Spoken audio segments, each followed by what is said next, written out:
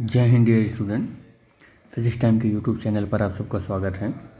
हम लोगों ने चैप्टर नंबर 1 यानी कि फिजिक्स पोर्शन का जो किया है उसका नाम है लाइट, और चैप्टर नंबर 2 जो हमने फिजिक्स पोर्शन का किया है उसका नाम है ह्यूमन आई। और थर्ड लेक्चर हम लोग कर रहे हैं आज के इस वीडियो में, और जो कि फिजिक्स पोर्शन के लिए मैं बात कर रहा हूँ। तो फिजिक्स पोर्शन के लिए ये होगा थर्ड चैप्टर, ठीक है। और थर्ड चैप्टर इसका नाम क्या है? इसका नाम है चैप्टर थर्ड, फिजिक्स पोर्शन का थर्ड है बेटे। बुक में तो ये चैप्टर नंबर थर्ड कुछ और है, तो इसका नाम है करंट इलेक्ट्रिसिटी। करंट इलेक्ट्रिसिटी, ठीक। तो ये थर्ड चैप्टर है। तो थोड़ा सा फर्स्ट चैप्टर जो था वो लेंदी वीडियो था, अप्रॉक्सीमेटली 3 घंटे का हो गया, और जो ह्यूमन आई है वो अप्रॉक्सीमेटली 2 आवर का है। और इसमें भी डेढ़ से 2 आवर का वीडियो होगा, क्योंकि हम लोग SCBA NCERT को बिल्कुल वर्ड टू वर्ड एक एक पॉइंट कवर करने वाले हैं, जिससे कि फ्यूचर में आपको कोई प्रॉब्लम ना हो, और एक ही वीडियो में देखने से आपकी पूरे के पूरे प्रॉब्लम का एक सॉल्यूशन मिल जाए। तो थोड़ा सा हमें इस चैप्टर में हम थोड़ा सा एक्स्ट्रा भी बताएंगे, लेकिन उस एक्स्ट्रा पर आपको बता देंगे कि आपके सिलेबस में है कि नहीं है। तो जब कभी भी हम फिजिक्स में डील करते हैं मैकेनिक्स के साथ, तो हमको वहाँ पर पार्टिकल का मोशन, पार्टिकल की हर एक चीज़ के बारे में सिंपली देखने से ही कुछ ना कुछ ऑब्जर्वेशन मिल जाता है। लेकिन मोस्ट ऑफ द स्टूडेंट ये बोलते हैं कि सर इलेक्ट्रिसिटी में इलेक्ट्रॉन मूव कर रहा है, इलेक्ट्रॉन एक्सेलरेट हो रहा है, इलेक्ट्रॉन रुका हुआ है, बाउंड है, फ्री है, क्या है, ये सब तो दिखता नहीं है, तो हाउ टू एज्यूम दैट। तो इस लेक्चर को पूरा आप देखोगे, पूरी की पूरी फील आ जाएगी, और आपको समझ में आ जाएगा कि किस तरीके से इलेक्ट्रॉन के लिए या करंट के लिए, चार्ज के लिए हम कॉन्सेप्ट एज्यूम करते हैं। तो हम इस करंट इलेक्ट्रिसिटी में और ज़्यादा आगे बढ़ने से पहले तो हम ये देख लें कि जिसके लिए हम करंट इलेक्ट्रिसिटी की स्टडी कर रहे हैं, तो मैटर क्या होता है। तो मैटर सबसे पहले इसमें देखेंगे। तो मैटर क्या होता है कि anything that takes place space and can weight, ठीक है। तो ये तो बहुत बेसिक चीज़ें हैं, ये आपको पता ही होगा कि matter is made up of small tiny particles that is atom or molecules, ठीक है।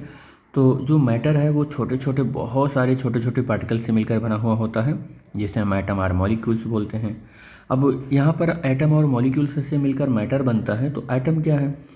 तो an atom consist the central nucleus that is the surrounding by और मोर नेगेटिवली चार्ज इलेक्ट्रॉन। कह रहा है कि जो एटम होता है वो कंसिस्ट होता है सेंटर में उसकी न्यूक्लियस, और उसके किनारे किनारे पर आर्बिटल होता है जिसमें कि नेगेटिवली चार्ज इलेक्ट्रॉन रिसाइड करता है, और the nucleus is positively charge. Nucleus किसी भी एटम का पॉजिटिव चार्ज होता है, जिसमें प्रोटॉन और न्यूट्रॉन रहते हैं, जो कि एक हैवी पार्टिकल्स हैं, न्यूट्रॉन और प्रोटॉन। और किनारे पर जो ऑर्बिटल होता है, उस ऑर्बिटल में इलेक्ट्रॉन रिसाइड करते हैं। कह रहा है कि atom are the basic building block of the matter, ठीक है। एटम क्या है? किसी भी मैटर का बेसिक बिल्डिंग ब्लॉक है, ठीक। प्रोटॉन क्या होता है? तो प्रोटॉन के लिए अगर हम बात करें तो प्रोटॉन पॉजिटिव चार्ज होता है। प्रोटॉन की बात कर रहे हैं तो हम number of proton in the nucleus में अगर देखें तो ऑफ द एटम, तो इच द एटॉमिक नंबर के बराबर होता है। किसी एटम में सपोज कर लेते हैं ये मेरे पास एक एटम है, ये एटम है, इस एटम में ये न्यूक्लियस है। तो इस न्यूक्लियस में उतने ही ठीक प्रोटॉन होंगे जितना कि इस न्यूक्लियस का एटॉमिक नंबर होगा। यानी कि हम पीरियोडिक टेबल में एटॉमिक नंबर के हिसाब से जो प्लेस फिक्स कर रखा है, वो atomic number indirectly number of proton inside the nucleus of an atom है, ठीक है बेटे। इतनी बातें समझ में आ गई होंगी। चलिए, कह रहा है कि अगर प्रोटॉन पर चार्ज की बात करें तो एक यूनिट पॉजिटिव चार्ज होता है, और ये एक यूनिट जो पॉजिटिव चार्ज होता है वो अप्रॉक्सीमेटली 1.6 इंटू 10⁻⁻⁹ कूलाम के इक्वल होता है। और अगर हम प्रोटॉन के मास की बात करें तो 1.67 और 3 इंटू 10⁻⁻23 किलोग्राम होता है। इसी तरीके से न्यूट्रॉन के लिए अगर हम बात करें तो neutron is the electrically neutral, इस पर चार्ज होता ही नहीं है। न्यूट्रॉन पर ना पॉजिटिव चार्ज होता है ना नेगेटिव चार्ज होता है, वो इलेक्ट्रिकली न्यूट्रल होता है। And has a rest mass, और उसके पास रेस्ट मास की अगर हम बात करें तो कितना होता है 1.67 और 5 इंटू 10⁻⁻27 किलोग्राम होता है। तो थर्ड जो elementary particle of an atom है वो है इलेक्ट्रॉन, और electron negatively charge sub atomic particle है जो न्यूक्लियस के बाहर एटम के में न्यूक्लियस के बाहर जो ऑर्बिटल है उस ऑर्बिटल में फ्रीली मूव करता रहता है। और ये इलेक्ट्रॉन किसी एटम के पास बाउंड भी हो सकता है और उस मटेरियल के अंदर मतलब कह सकते हैं बाउंड भी हो सकता है एटम से और फ्री भी हो सकता है एटम से। तो अगर फ्री है तो हम उसे बोलते हैं नॉट बाउंड चार्ज। अब ये फ्री कैसे हो सकता है मैं बता दूं आपको थोड़ा सा कि फ्री कैसे हो सकता है। जैसे मान लो कि ये हमारा ऑर्बिटल है, कई सारे ऑर्बिटल हैं, ऐसे कई सारे ऑर्बिटल हैं, और यहाँ पर न्यूक्लियस है, ये न्यूक्लियस है, ठीक। न्यूक्लियस पॉजिटिव चार्ज होता है। फ्री होने का मतलब यह है कि आउटर मोस्ट ऑर्बिटल का जो ये इलेक्ट्रॉन है इसको कहीं से कुछ एनर्जी मिल जाए और इस एनर्जी को लेकर ये इलेक्ट्रॉन अपनी प्लेस को छोड़ जाए और उस क्रिस्टल के अंदर फ्रीली मूव करे, इस एटम से बाउंड ना रहे, तो इसको हम फ्री इलेक्ट्रॉन बोलते हैं। इस एटम से बाउंड ना करे और हमारे लैटिस के अंदर मतलब उस मटेरियल के अंदर ये इलेक्ट्रॉन क्या करे, ऐसे घूमता रहे, ये इलेक्ट्रॉन घूमता रहे, तो ये फ्री इलेक्ट्रॉन हो गया कि एटम से अब बाउंड नहीं है। यही यहाँ पर लिखा हुआ है कि नॉट बाउंड, ठीक है। नेक्स्ट हम बात करते हैं कि मास ऑफ इलेक्ट्रॉन। अगर इलेक्ट्रॉन के मास की बात करें तो 9.1। सिंपली यहाँ तो मैं पूरी स्टैंडर्ड वैल्यू लिख रखा हूँ कि 9.109383701 इंटू 10⁻⁻31 किलोग्राम। लेकिन जब कभी भी इन शॉर्ट आपको लिखना होगा तो आप इसको 9.1 इंटू 10⁻⁻31 किलोग्राम ही लिख लीजिएगा, और इतने से ही मेरी वैल्यू कैलकुलेट हो जाती है और आंसर भी सही आ जाता है। अब चार्ज ऑन इलेक्ट्रॉन की बात करें तो 1.6 10⁻⁻19 कूलाम होता है, लेकिन यहाँ माइनस लगा हुआ होता है। रीज़न है कि ये नेगेटिव चार्ज पार्टिकल है, ठीक है। और मास ऑफ इलेक्ट्रॉन की बात करें तो प्रोटॉन के मास को 1836 से डिवाइड करेंगे तो मास ऑफ इलेक्ट्रॉन मिल जाएगा, ठीक है। और इलेक्ट्रॉन का मास अगर हम AMU में बात करें, AMU का मतलब होता है एटॉमिक मास यूनिट। AMU का क्या मतलब होता है, atomic mass unit, atomic mass unit.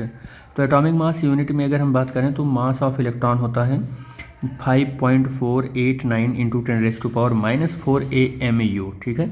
ये थोड़ा सा स्मॉलर यूनिट है मास ऑफ यूनिट का, यानी कि मास ऑफ इलेक्ट्रॉन, या कह सकते हैं कि मास का स्मॉलर यूनिट है AMU। बहुत छोटे पार्टिकल का, माइक्रोस्कोपिक लेवल के पार्टिकल से जो होते हैं तो उनके लिए ये यूनिट यूज कर लेते हैं AMU, ठीक है। चलिए आगे बात करते हैं। इलेक्ट्रिक चार्ज क्या होता है, तो यू नो वेरी वेल, आप पहले भी पढ़ चुके हो कि इलेक्ट्रिक चार्ज क्या होता है। 6th 7th 8th में थोड़ा बहुत चार्ज, इतना ज़्यादा तो एक्सप्लेन नहीं होता है लेकिन इतना तो पता ही हो जाता है कि चार्ज क्या है। तो चार्ज जो है वो डिस्क्राइब होता है किसी बेसिक, या कह सकते हैं basic physical property of matter which is allowed to experience the special kind of force. और वो स्पेशल काइंड ऑफ फोर्स आप जानते हैं इलेक्ट्रिक फोर्स होता है, और वो इलेक्ट्रिक फोर्स दो तरीके का हो सकता है। या तो अट्रैक्शन का फोर्स हो सकता है वो इलेक्ट्रिक फोर्स, या तो रिपल्सन का हो सकता है, दोनों फोर्स हो सकता है, ठीक है। मतलब इलेक्ट्रॉन एक ऐसे स्पेशल काइंड ऑफ चार्ज है किसी मटेरियल का या मैटर का जो एक्सपीरियंस करता है दो डिफरेंट चार्जेज के बीच में या सेम चार्जेज के बीच में एक फोर्स, या तो वो अट्रैक्शन का हो सकता है या तो वो रिपल्सन का फोर्स हो सकता है। और पूरा अगर मैं बात करूं तो इलेक्ट्रोस्टैटिक्स या तो अट्रैक्शन का फोर्स हो सकता है या इलेक्ट्रोस्टैटिक्स रिपल्सन का फोर्स हो सकता है, ठीक है। समझ गए होंगे आप। तो कह रहा है कि अगर किसी चार्ज को हम under the influence of electromagnetic field रखें, अगर इलेक्ट्रिक फील्ड में रखते हैं तो मैग्नेटिक अट्रैक्शन फोर्स या इलेक्ट्रोमैग्नेटिक रिपल्सन फोर्स फील करेगा। अगर मैग्नेटिक फील्ड में रखते हैं तो वो एक मैग्नेटिक फोर्स भी फील करेगा जिसे हम लॉरेंज फोर्स बोलेंगे, ठीक है, जिसे हम क्या बोलेंगे, लॉरेंज फोर्स। और इस फोर्स के बारे में बहुत डिटेल में हम लोग जो स्टडी करने वाले हैं वो चैप्टर नंबर 4 में करेंगे, जिस जो मैग्नेटिक इफेक्ट ऑफ करंट है, उसमें हम फिर से इस टॉपिक को एक बार डिस्क्राइब करेंगे। ठीक है, आगे चार्ज के बारे में हम बात कर रहे हैं। तो चार्ज दो तरीके का होता है, एक तो चार्ज होता है पॉजिटिव और दूसरा चार्ज होता है नेगेटिव। ठीक है, पॉजिटिव और नेगेटिव। अगर हम पॉजिटिव चार्ज के बारे में बात करें तो पॉजिटिव चार्ज से ऐसा माना जाता है कि जो फील्ड लाइंस हैं, ये जो एरो बना रखा है, ये क्या है, ये फील्ड लाइंस हैं।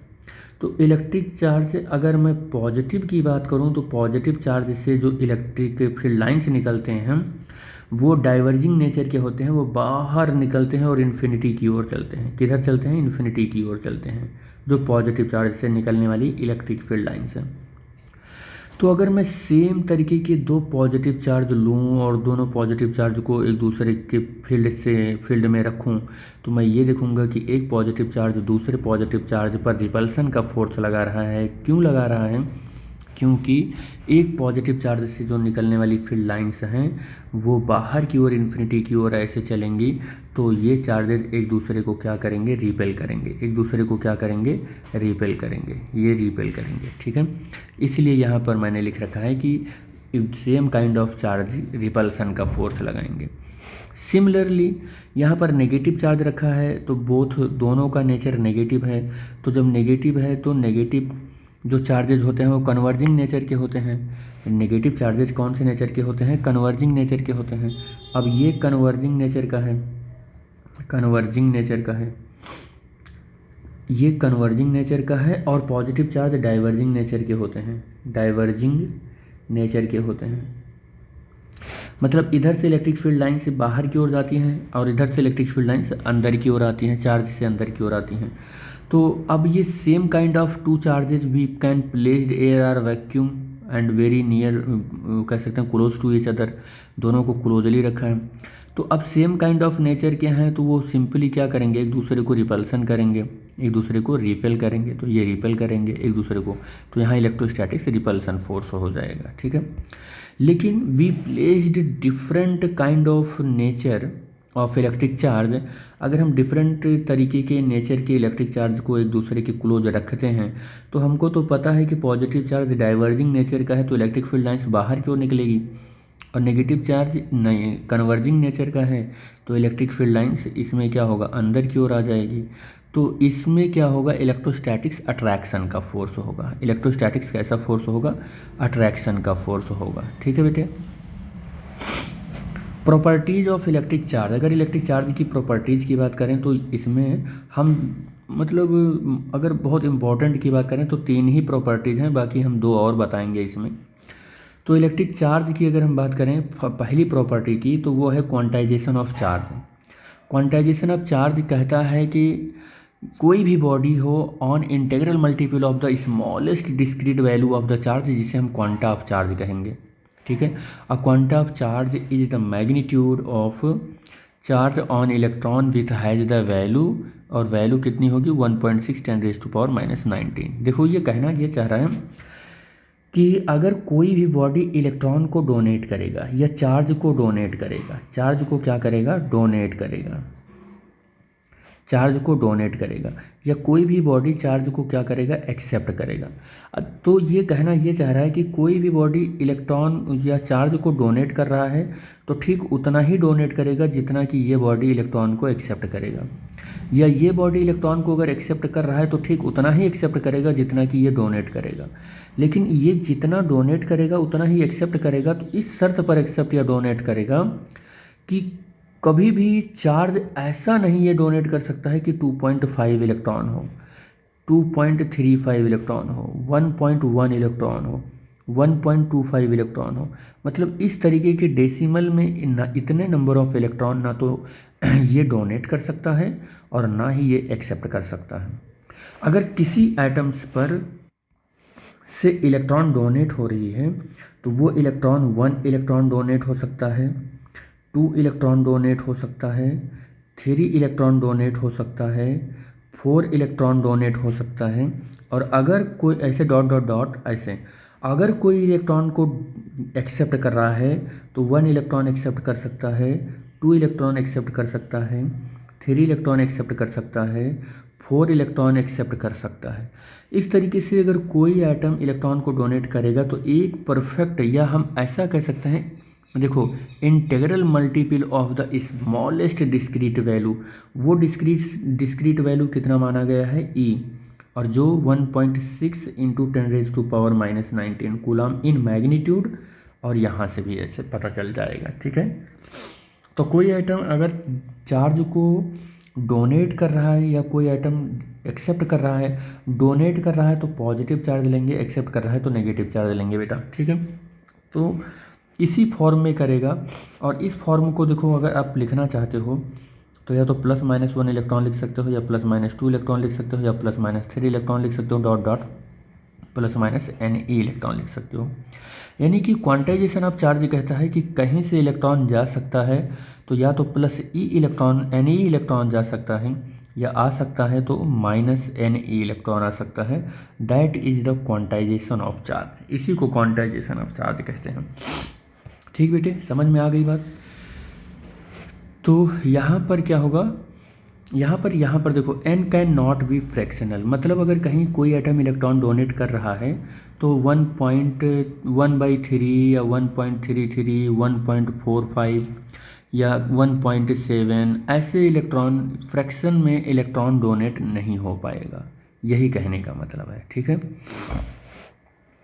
अगर मैं इलेक्ट्रॉन के CGS यूनिट की बात करूं तो उसमें एक यूनिट होता है ESU, इलेक्ट्रोस्टैटिक यूनिट, और इलेक्ट्रोस्टैटिक यूनिट को हम स्टैट कूलाम कहते हैं। क्या कहते हैं, स्टैट कूलाम कहते हैं।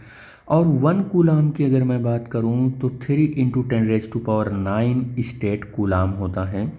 और अगर मैं चार्ज की अनदर और थोड़ा सा बिगेस्ट यूनिट की बात करूं तो वो कितना होता है, इतना फैराडे होता है। अच्छा, बहुत स्टूडेंट ये कहते हैं जब वो थोड़ा सा और एडवांस फिजिक्स कर लेते हैं, तो मैंने देखा है मोस्ट ऑफ द स्टूडेंट +2 में भी कंफ्यूज ही रहते हैं, और वो ये बात करते हैं कि एक होता है फैरेड, एक होता है, क्या होता है, फैरेड,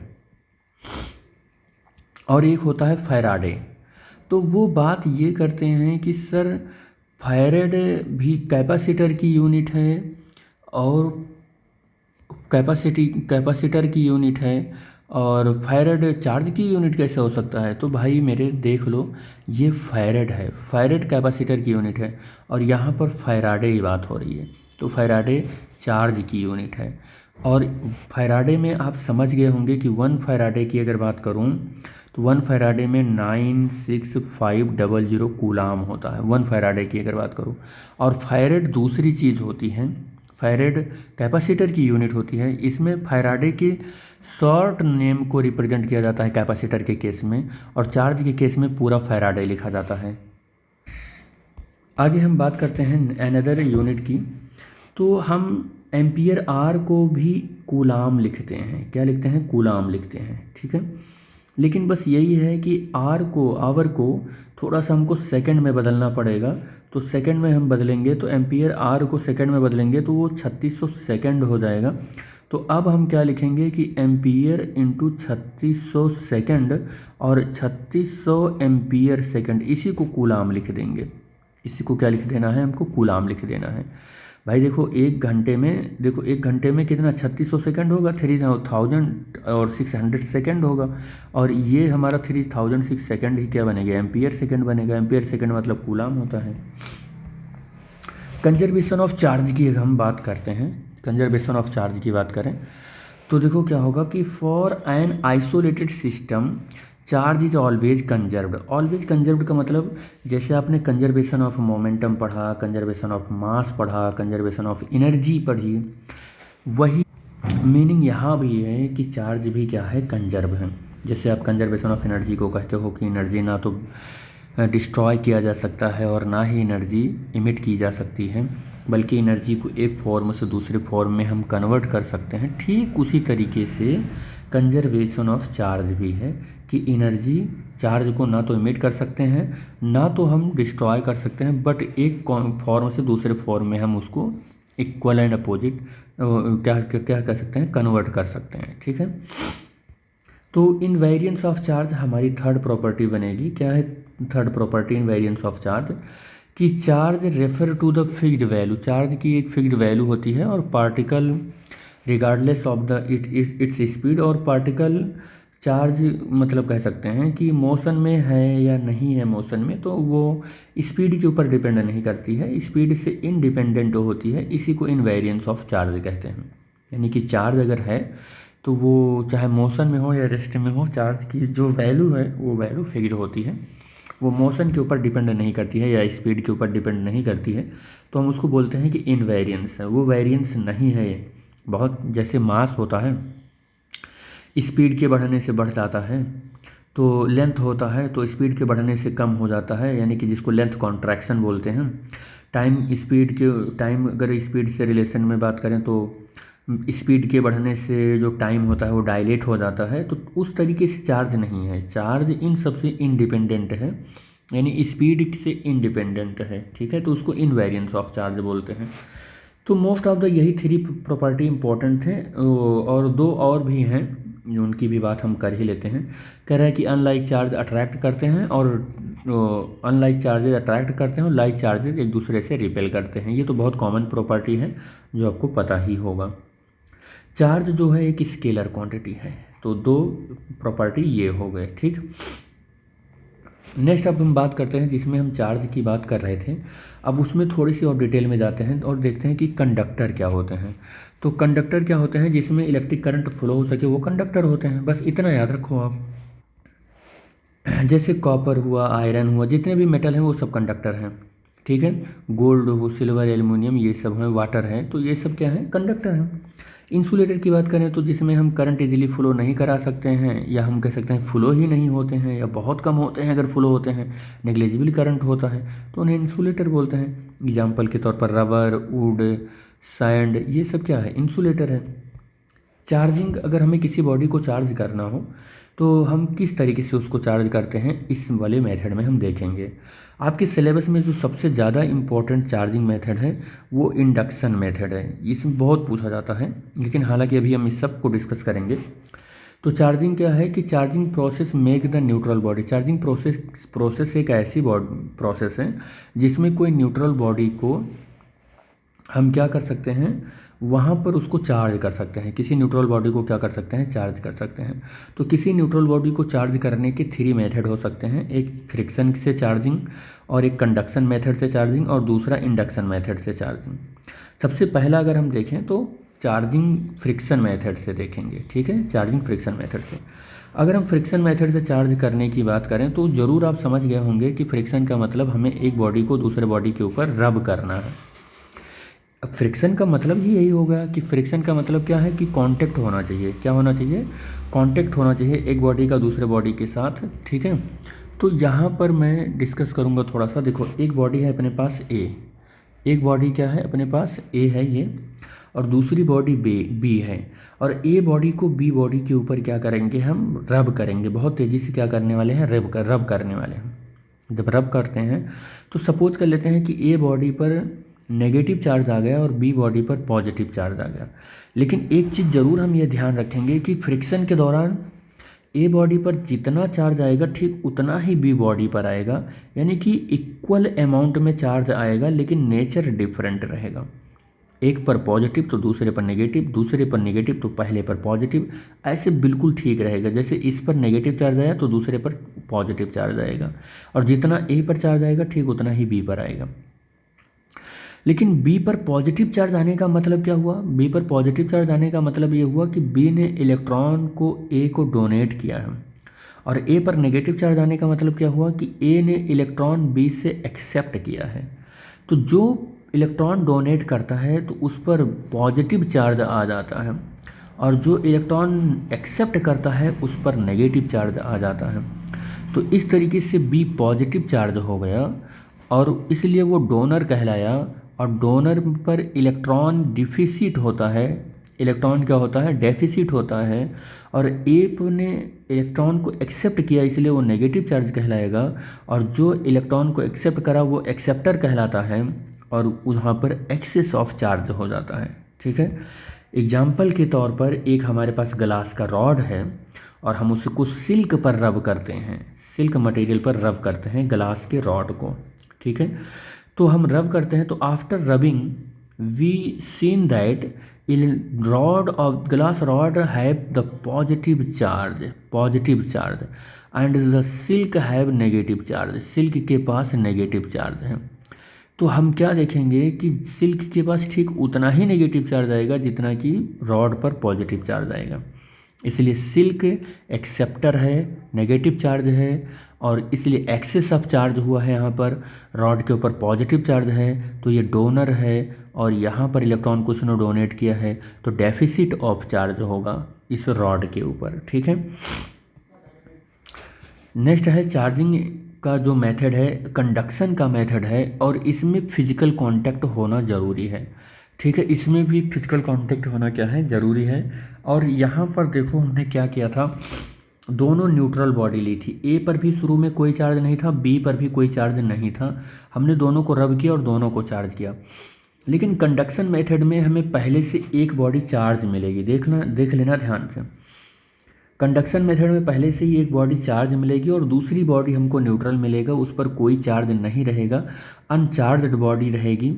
और मेटल का स्फीयर हमने ले लिया है जिस पर इनिशियली Q=0 चार्ज है, और पहले से ही एक बॉडी हमने चार्ज ले रखी है जो मेटल का स्फीयर है, और उस पर अगर पॉजिटिव चार्ज है तो डिफिशियंसी ऑफ इलेक्ट्रॉन होगा, अगर ये बॉडी नेगेटिव चार्ज होती तो एफिशिएंसी कह सकते हैं, एक्सेस ऑफ इलेक्ट्रॉन हो जाता है यहाँ पर, ठीक है। दोनों को एक दूसरे के कांटेक्ट में लेकर आते हैं, दोनों को एक दूसरे के कांटेक्ट में लेकर आएंगे, और जैसे ही कांटेक्ट में लेकर आएंगे यानी फिजिकल कांटेक्ट बनाएंगे दोनों चार्ज को, यहाँ पर इस सिचुएशन में आप देख सकते हैं, तो फ्री इलेक्ट्रॉन जो होंगे वो free electron attracted by the, देखो अच्छा एक बात और बता दें, अगर ये न्यूट्रल चार्ज है, अनचार्जड है, तो ये न्यूट्रल बॉडी है, और अगर ये न्यूट्रल बॉडी है तो किस तरीके से होगी, जितने पॉजिटिव इस पर होंगे उतने ही नेगेटिव चार्ज भी होंगे। अगर कोई बॉडी अनचार्ज है या न्यूट्रल बॉडी है तो यही तो कह सकते हो आप उसके लिए कि जितने पॉजिटिव उतने ही ठीक नेगेटिव, उतने ही ठीक नेगेटिव, इसलिए यही तो न्यूट्रल बॉडी है ये।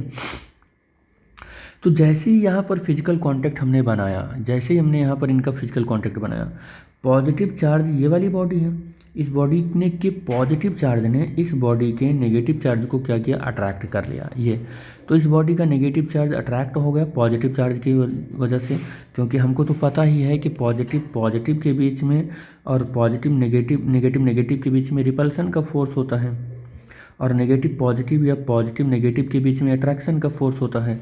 तो इस चार्ज के जितने भी नेगेटिव चार्जेस थे, इस बॉडी के जितने भी नेगेटिव चार्जेस थे, इस बॉडी के पॉजिटिव चार्ज से अट्रैक्ट हो गए, ये अट्रैक्टेड हो गए, ये अट्रैक्टेड हो गए, और इस बॉडी के पॉजिटिव चार्ज से जितने इस बॉडी पर पॉजिटिव चार्ज थे वो सब क्या हुए, वो रिपल्सन हो गए, रिपेल हो गए।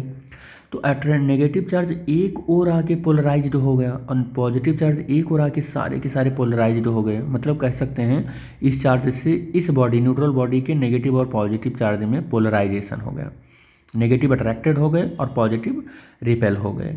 तो जब ये पॉजिटिव रिपेल हुए तो कुछ इस तरीके से रिपेल हुए, और नेगेटिव अट्रैक्ट हुए तो कुछ इस तरीके से नेगेटिव हुए। तो Ne जो था इस न्यूट्रल बॉडी के, यानी कि नंबर ऑफ इलेक्ट्रॉन जो था और ये नंबर ऑफ पॉजिटिव चार्ज जो थे वो दोनों इस बॉडी पर सेम रहेंगे तभी न्यूट्रल बॉडी रह जाएगी। तो इसलिए number of electron number of positive charge के जस्ट इक्वल हुए हैं, इस केस में आप देख सकते हैं, ठीक है, इस केस में देख सकते हैं। और जब हम क्या करेंगे कि इस बॉडी को हम जब सेपरेट करेंगे, अब जब हम सेपरेट करेंगे तो हम ये देखेंगे कि इस बॉडी पर, पहले वाली बॉडी पर जो पहले कुछ चार्ज था उससे अब कब कुछ कम हो गया है, अब कुछ क्या हो गया है, कम हो गया है। और जब अब कुछ कम हो गया है तो यहाँ दूसरी वाली बॉडी पर देखेंगे कि दूसरी वाली बॉडी का, देखो अच्छा पहली वाली बॉडी का चार्ज कम क्यों हुआ है मैं ये भी बता दूं। देखो हुआ कैसे कम, देखो बताता हूँ। ये पॉजिटिव चार्ज है, ये पॉजिटिव चार्ज है, दूसरी वाली बॉडी के नेगेटिव चार्ज को क्या किया है, जब कांटेक्ट में रखा गया है तो ये अट्रैक्ट कर लिया है। तो ये पॉजिटिव नेगेटिव खा लिया, ये पॉजिटिव नेगेटिव खा लिया, ये पॉजिटिव नेगेटिव खा लिया, ये पॉजिटिव नेगेटिव खा लिया, ये पॉजिटिव नेगेटिव खा लिया, ये पॉजिटिव नेगेटिव खा लिया, ये पॉजिटिव नेगेटिव खा लिया। तो मान लेते हैं कि दो, अब इसके ऊपर कितने पॉजिटिव चार्ज बचे हैं, इसके ऊपर 3 पॉजिटिव चार्ज बचे हैं, ये 3 पॉजिटिव चार्ज बचे हैं ऐसे जब दूर रखा तो, और इस पर पॉजिटिव चार्जेस इधर अट्रैक्टेड थे, इधर अट्रैक्टेड थे। तो यहाँ पर हम ये देखेंगे कि जितने यहाँ पर नेगेटिव चार्ज इधर खाए हैं, ठीक है, उतने ठीक कह सकते हैं कि इधर पॉजिटिव चार्ज होंगे। लेकिन ये कभी नहीं होगा कि इस वाले चार्ज बॉडी से इधर वाली चार्ज बॉडी या इधर वाली चार्ज कुछ ज़्यादा होंगे। तो इधर वाले से जो बॉडी होगी चार्ज, उधर इधर कम ही रहेंगे। हमने डायग्राम में बनाया ही ऐसा, मान लो इधर 2 ही हैं, ऐसे 2 ही इस पर ऐसे बना देते हैं। यानी जो चार्ज बॉडी थी उससे कुछ चार्ज इधर कम ही होते हैं, इस वाली बॉडी पर चार्ज थोड़ा कम ही होगा, ठीक है, थोड़ा सा कम होता है, little less amount of charge कम होता है। लेकिन जो इस पर चार्ज आता है, जो इस पर चार्ज आता है, ठीक चार्ज उसी नेचर का दूसरे वाले पर भी होता है, ठीक उस चार्ज। ऐसा नहीं है कि ये बॉडी पॉजिटिव है तो ये वाली बॉडी चार्ज होगी अनटिल अनलेस तो वो नेगेटिव होगी, ऐसा नहीं है। अगर ये बॉडी पॉजिटिव है तो ये बॉडी भी पॉजिटिव चार्ज होगी, ये बॉडी नेगेटिव है तो ये बॉडी नेगेटिव ही चार्ज होगी। लेकिन इस वाली बॉडी पर अगर चार्ज क्यू है तो इस वाली बॉडी पर जो चार्ज है मान लेते हैं स्मॉल क्यू, तो स्मॉल क्यू थोड़ा सा इस वाली बॉडी से क्या होगा, कम ही रहने वाला है, ठीक है, और ज़्यादा नहीं, little less amount of charge कम रहेगा, ठीक है। लेकिन दोनों पर चार्ज सेम होगा। अगर मैं यहाँ नेगेटिव चार्ज लेकर आता, मान लो यहाँ नेगेटिव चार्ज लेकर आता बॉडी, तो ये वाली बॉडी भी नेगेटिव ही रहती, ये वाली बॉडी भी क्या रहती, नेगेटिव ही रहती, ठीक है। अब हम बात करते हैं charging by the induction method. तो विदाउट फिजिकल कांटेक्ट है। अभी ऊपर 2 आपने मेथड देखा जिसमें थोड़ा सा फिजिकल कांटेक्ट बन रहा था। एक में तो आपने देखा कि फ्रिक्शन हो रहा था, फ्रिक्शन के थ्रू। दूसरे में आपने देखा कि बस एक चार्ज बॉडी, अच्छा फ्रिक्शन में आपने देखा दोनों न्यूट्रल बॉडी थी, ये भी न्यूट्रल बॉडी, ये भी न्यूट्रल बॉडी थी। और इसमें आपने देखा कि एक चार्ज बॉडी है अपने पास, एक न्यूट्रल बॉडी है। इसमें क्या देखोगे आप कि एक चार्ज बॉडी है अपने पास और एक न्यूट्रल बॉडी है अपने पास, लेकिन अब की बार हमें कांटेक्ट में नहीं लाना है। जब कांटेक्ट में नहीं लाना है तो हम क्या करेंगे कि थोड़ी सी पास लाके ऐसे बस सिर्फ टच नहीं कराएंगे, ऐसे रख देंगे। और ये चार्ज बॉडी है, चार्ज रॉड है कह सकते हैं। तो हम देखेंगे कि अगर ये न्यूट्रल है तो क्यों न्यूट्रल है, कोई बॉडी न्यूट्रल है तो क्यों न्यूट्रल है, क्योंकि positive negative number of electron दोनों पर सेम होंगे। और हम ये देखेंगे कि अगर ये पॉजिटिव है तो पॉजिटिव के बीच में रिपल्सन का फोर्स होगा, तो पॉजिटिव चार्ज इस न्यूट्रल बॉडी के एक साइड में आके एक्यूमुलेट हो जाएंगे, और नेगेटिव चार्ज क्या होगा, इससे पॉजिटिव से अट्रैक्टेड हो जाएंगे तो एक साइड में आ जाएंगे, ठीक है। अब हम क्या देखेंगे कि इसको इंड्यूस्ड चार्ज बोलते हैं, इसको क्या बोलते हैं, इंड्यूस्ड चार्ज बोल देते हैं कि हाँ इंड्यूस्ड हो गया है। अब इस वाले कंडक्टर को हम अर्थ से कनेक्ट करा देंगे, ये अर्थ से कनेक्ट करा देंगे, और जैसे ही अर्थ से कनेक्ट कराया पॉजिटिव चार्ज इस कंडक्टर का अर्थ में चले जाएंगे, क्योंकि ग्राउंड जो होता है, अर्थ जो होता है, वो बहुत बड़ा चार्ज का एक रिसीवर भी है और डोनर भी है, और बहुत बड़ा है। पॉजिटिव और नेगेटिव चार्ज लगभग उस पर इक्वल ही हैं, तो एक न्यूट्रल बॉडी ही है। तो पॉजिटिव चार्ज को क्या कर लिया, अट्रैक्ट कर लिया, जैसे हम ग्राउंडिंग किए। अब क्या करेंगे कि हम इसको दोनों को ऐसे ही बनाए रहेंगे इसी पोजीशन पर, लेकिन इसका अर्थ का कनेक्शन ख़त्म कर देंगे। जब हम अर्थ का कनेक्शन ख़त्म कर देंगे तो अपोजिट चार्ज इन नेचर, तो हम ये देखेंगे ग्राउंड से इसका कनेक्शन ख़त्म कर दिए तो यहाँ पर पॉजिटिव चार्ज ले आए थे, अब इस पर कैसा होगा, नेगेटिव चार्ज होगा। तो पॉजिटिव और नेगेटिव चार्ज का यहाँ पर क्या हुआ कि नेगेटिव चार्ज इस वाले पर क्या हो कर दिया, प्रोड्यूस कर दिया इस पॉजिटिव रॉड ने। तो हम ये देखेंगे कि इंडक्शन मेथड में अपोजिट चार्ज नेचर का चार्ज प्रोड्यूस हो जाता है, जबकि कंडक्शन मेथड में हमने क्या देखा था, सेम नेचर का चार्ज प्रोड्यूस होता है, सेम नेचर का चार्ज प्रोड्यूस होता है, ठीक है। लेकिन इंडक्शन मेथड में डिफरेंट नेचर का चार्ज यहाँ पर प्रोड्यूस होता है। एक चीज़ और हम यहाँ पर बात करें, मान लो 2 मेटल है अपने पास और दोनों मेटल के जो स्फेयर हैं एक दूसरे के कांटेक्ट में हैं। अब अगर कांटेक्ट में है तो एक रॉड है यहाँ पर, क्या है, एक रॉड है यहाँ पर, और एक रॉड ये चार्ज है पॉजिटिव चार्ज है। तो हम अगर इन मेटल्स को, ये न्यूट्रल है, पूरी बॉडी न्यूट्रल है, न्यूट्रल होने का मतलब पॉजिटिव और negative charge both are equal on the metal. तो हाँ, ये अट्रैक्ट करेगा, ये रॉड पॉजिटिव वाला सारा नेगेटिव चार्ज अपनी ओर अट्रैक्ट कर लेगा, सारा पॉजिटिव चार्ज यहाँ पर पोलराइज हो जाएंगे। अब हम क्या करेंगे, इस वाले मेटल को इसके कांटेक्ट में ही रखेंगे और इस वाले को सेपरेट कर देंगे, सेकंड वाले को सेपरेट कर देंगे यहाँ पर। तो ये वाला जो हमारा स्फेयर है ये अपने साथ पॉजिटिव चार्ज ले आएगा और ये वाला स्फेयर नेगेटिव चार्ज ले आएगा। यहाँ पर आपने एक चीज़ देखा होगा, हमने अर्थिंग नहीं की, बिना अर्थिंग किए ही दोनों मेटल को क्या कर दिया, चार्ज कर दिया। अब अगले स्टेप में आप ये देखेंगे कि यहाँ पर एक स्फेयर ये था, एक स्फेयर ये था, और इस पर नेगेटिव चार्ज आ गया और इस पर पॉजिटिव चार्ज आ गया, इस पर क्या आ गया, पॉजिटिव चार्ज आ गया। तो आप इस तरीके से भी इंडक्शन मेथड से चार्जिंग कर सकते हैं, ठीक है। नेक्स्ट टॉपिक पर मूव करते हैं और हम देखते हैं कि अर्थिंग। तो अर्थिंग क्या है, तो अर्थिंग एक ऐसा प्रोसेस है जो इलेक्ट्रॉन या चार्ज को शेयर कर लेता है अर्थ के साथ। किसके साथ, अर्थ के साथ। उसको हम अर्थिंग बोलते हैं या ग्राउंडिंग बोलते हैं, ठीक है। इलेक्ट्रिक चार्ज क्या होता है, तो इलेक्ट्रिक चार्ज हमारा बेसिक यहाँ पर कह सकते हैं, बहुत ज़्यादा जानना ज़रूरी है इलेक्ट्रिक चार्ज क्या है। तो इलेक्ट्रॉन के फ्लो का, कंडक्टर के अंदर इलेक्ट्रॉन के फ्लो को हम इलेक्ट्रिक करंट बोलते हैं। अगर हम किसी कंडक्टर में देखते हैं कि पर यूनिट सेकेंड कितना नंबर ऑफ चार्ज फ्लो हो रहा है, इसी को हम क्या बोलते हैं, इसी को करंट बोलते हैं, ठीक है। तो पर यूनिट कह सकते हैं कि सेकंड में जितने चार्जेस फ्लो होते हैं किसी कंडक्टर के अंदर, उसको इलेक्ट्रिक करंट बोलते हैं और इसे आई से रिप्रेजेंट करते हैं। Flow of charge from the particular cross section of area of the conductor पर unit time is called electric current. ये डेफिनेशन है इसकी, ठीक। तो इलेक्ट्रिक करंट को आई से रिप्रेजेंट करते हैं, फॉर्मूला होता है चार्ज अपॉन टाइम, और इसको अगर यहाँ से पर देखें तो चार्ज को क्यू से रिप्रेजेंट करते हैं, टाइम को टी से, इलेक्ट्रिक करंट को आई से। तो ये क्या हो जाएगा, I is equal to Q by T हो जाएगा। यूनिट की बात करें तो इसकी यूनिट एम्पियर होती है। क्या होती है, यूनिट एम्पियर होती है। और एम्पियर को हम कूलम अपॉन सेकेंड भी लिख सकते हैं, एम्पियर को कूलम अपॉन सेकेंड लिख सकते हैं। अगर 1 एम्पियर की डेफिनेशन देनी हो, बहुत इंपॉर्टेंट है, वेरी वेरी इंपॉर्टेंट, बहुत पूछा जाता है, वेरी इंपॉर्टेंट पॉइंट, ठीक है, बहुत पूछा जाता है ये। तो अगर डेफिनेशन ऑफ एम्पियर देना हो तो when 1 coulomb of the charge pauses through the cross section conductor in 1 second then is said to be 1 ampere. Pauses नहीं बेटे, पासेस हैं, पासेस, ठीक है। कह रहा है कि 1 कूलम का चार्ज अगर पास हो किसी क्रॉस सेक्शन एरिया से, किसी कंडक्टर के क्रॉस सेक्शन एरिया से, और वो 1 कूलम का चार्ज 1 सेकेंड में अगर पास हो रहा हो तो हम उसे 1 एम्पियर कहेंगे। आप ऐसा कह सकते हैं कि 1 कूलम का चार्ज 1 सेकेंड में किसी कंडक्टर के एरिया से पास हो तो उसे 1 एम्पियर करंट बोलते हैं।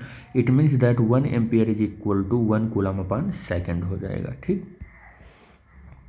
यहाँ पर थोड़ी सी और आपको बात जानने की ज़रूरत है। देखो वो है क्या चीज़, ये है कि calculate how many electron in 1 coulomb. बहुत ही पॉपुलर क्वेश्चन है ये, और अक्सर लोग पूछ लेते हैं। अब इसको देखो क्या है कि अगर मैं कैलकुलेट करूँ कि 1 कूलम में कितने नंबर ऑफ चार्जेस हैं, तो 1 कूलम का मतलब हो गया कि क्यू की वैल्यू गिवन है आपको 1 कूलम, और एन आपको कैलकुलेट करना है कितने नंबर ऑफ इलेक्ट्रॉन है, और ई की वैल्यू रेडीमेड वैल्यू है जो 1.6 इंटू 10⁻⁻⁻19 कूलम होता है। ये वैल्यू हमने Q is equal to n e में प्लेस्ड कर दिया, तो N की वैल्यू हमें सॉल्व होकर क्या आएगी, Q बाई ई करेंगे तो Q की वैल्यू 1 कूलम और E की वैल्यू 1.6 10⁻⁻19। इसको सॉल्व करोगे बेटे तो सॉल्व होकर आएगा 6.25 10⁻18 इलेक्ट्रॉन। यानी कि 1 कूलम के चार्ज में कितना इलेक्ट्रॉन होता है, 6.25 10⁻18 इलेक्ट्रॉन होते हैं, ठीक, इतने इलेक्ट्रॉन होते हैं। अब बहुत से बच्चे ये पूछते हैं कि sir direction of electric current क्या होता है। तो डायरेक्शन ऑफ इलेक्ट्रिक करंट के लिए कन्वेंशनली हम अगर देखें तो electric current flow from positive terminal to negative terminal. जैसे अगर अपने पास कोई एक इलेक्ट्रिकल सर्किट है, ये मान लो पॉजिटिव चार्ज है, ये रेजिस्टेंस है, और ये किसी सेल का पॉजिटिव चार्ज है और ये किसी सेल का नेगेटिव चार्ज है, तो इलेक्ट्रॉन का डायरेक्शन जो होगा तो वो इस टर्मिनल के पॉजिटिव टर्मिनल से शुरू होगा। यानी कि आई पॉजिटिव टर्मिनल से फ्लो होता है ऐसे कुछ इस तरीके से, और आके धीरे धीरे ऐसे नेगेटिव टर्मिनल में एंट्री कर जाता है। नेगेटिव टर्मिनल में क्या कर जाता है, एंट्री कर जाता है। यानी कि इलेक्ट्रिक करंट किसी सेल के पॉजिटिव टर्मिनल से शुरू होता है और नेगेटिव टर्मिनल में आके एंट्री कर जाता है। यही हमने आपको बताया, ठीक है। नेक्स्ट हम अगर बात करें तो क्या होगा कि इलेक्ट्रॉन मूव्स फ्रॉम, अच्छा इलेक्ट्रॉन के रेफरेंस में अगर हम बात करें तो देखो क्या बात कर सकते हैं कि इलेक्ट्रॉन अगर फ्लो हो रहा है तो कैसे फ्लो होगा। तो इलेक्ट्रॉन नेगेटिव टर्मिनल से, देखो करंट तो पॉजिटिव टर्मिनल से फ्लो होता है बेटा, लेकिन इलेक्ट्रॉन नेगेटिव टर्मिनल से फ्लो होता है। इलेक्ट्रॉन इधर से फ्लो होगा इधर। इसका मतलब आप कह सकते हैं कि इलेक्ट्रॉन जो होता है करंट के चलने के अपोजिट डायरेक्शन में फ्लो होता है।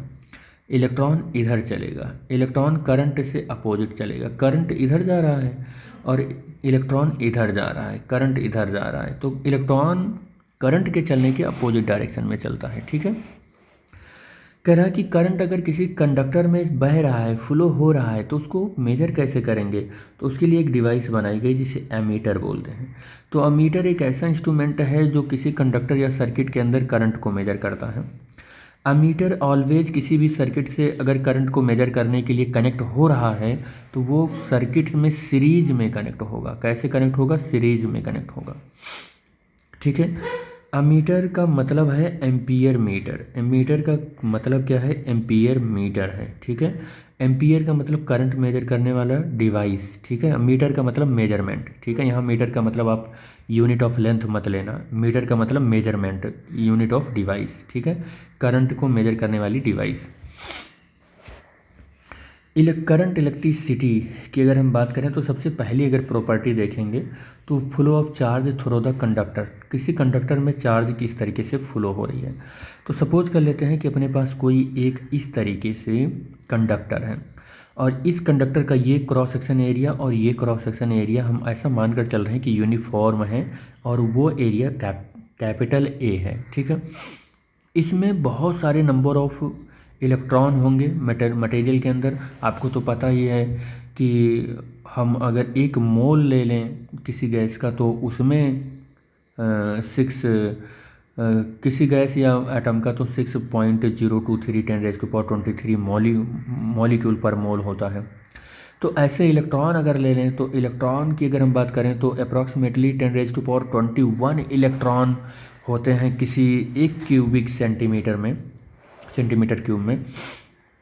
तो इतने नंबर ऑफ इलेक्ट्रॉन इस कंडक्टर के अंदर हैं और वो इलेक्ट्रॉन बहुत मोस्ट रैंडम मोशन करते हैं in the absence of electric field. अगर कोई इलेक्ट्रिक फील्ड इस क्रॉस सेक्शन के अलॉन्ग नहीं है तो ये इलेक्ट्रॉन का मोशन है जो कि वो मोस्ट रैंडम मोशन है, ठीक है। यहाँ पर हमने लिख भी रखा है कि random motion of electron in the absence of any potential difference. कोई अगर पोटेंशियल डिफरेंस नहीं है तो इलेक्ट्रॉन का मोशन बहुत रैंडम होगा। तो if there are the potential difference across the end of the conductor, लेकिन अगर इस कंडक्टर के एंड पर कोई एक पोटेंशियल डिफरेंस लगा दें, ठीक है।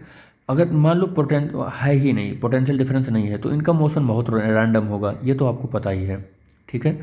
तो हम ऐसा कह सकते हैं कि अगर पोटेंशियल डिफरेंस नहीं है कंडक्टर के एंड पर तो इनका मोशन बहुत रैंडम है।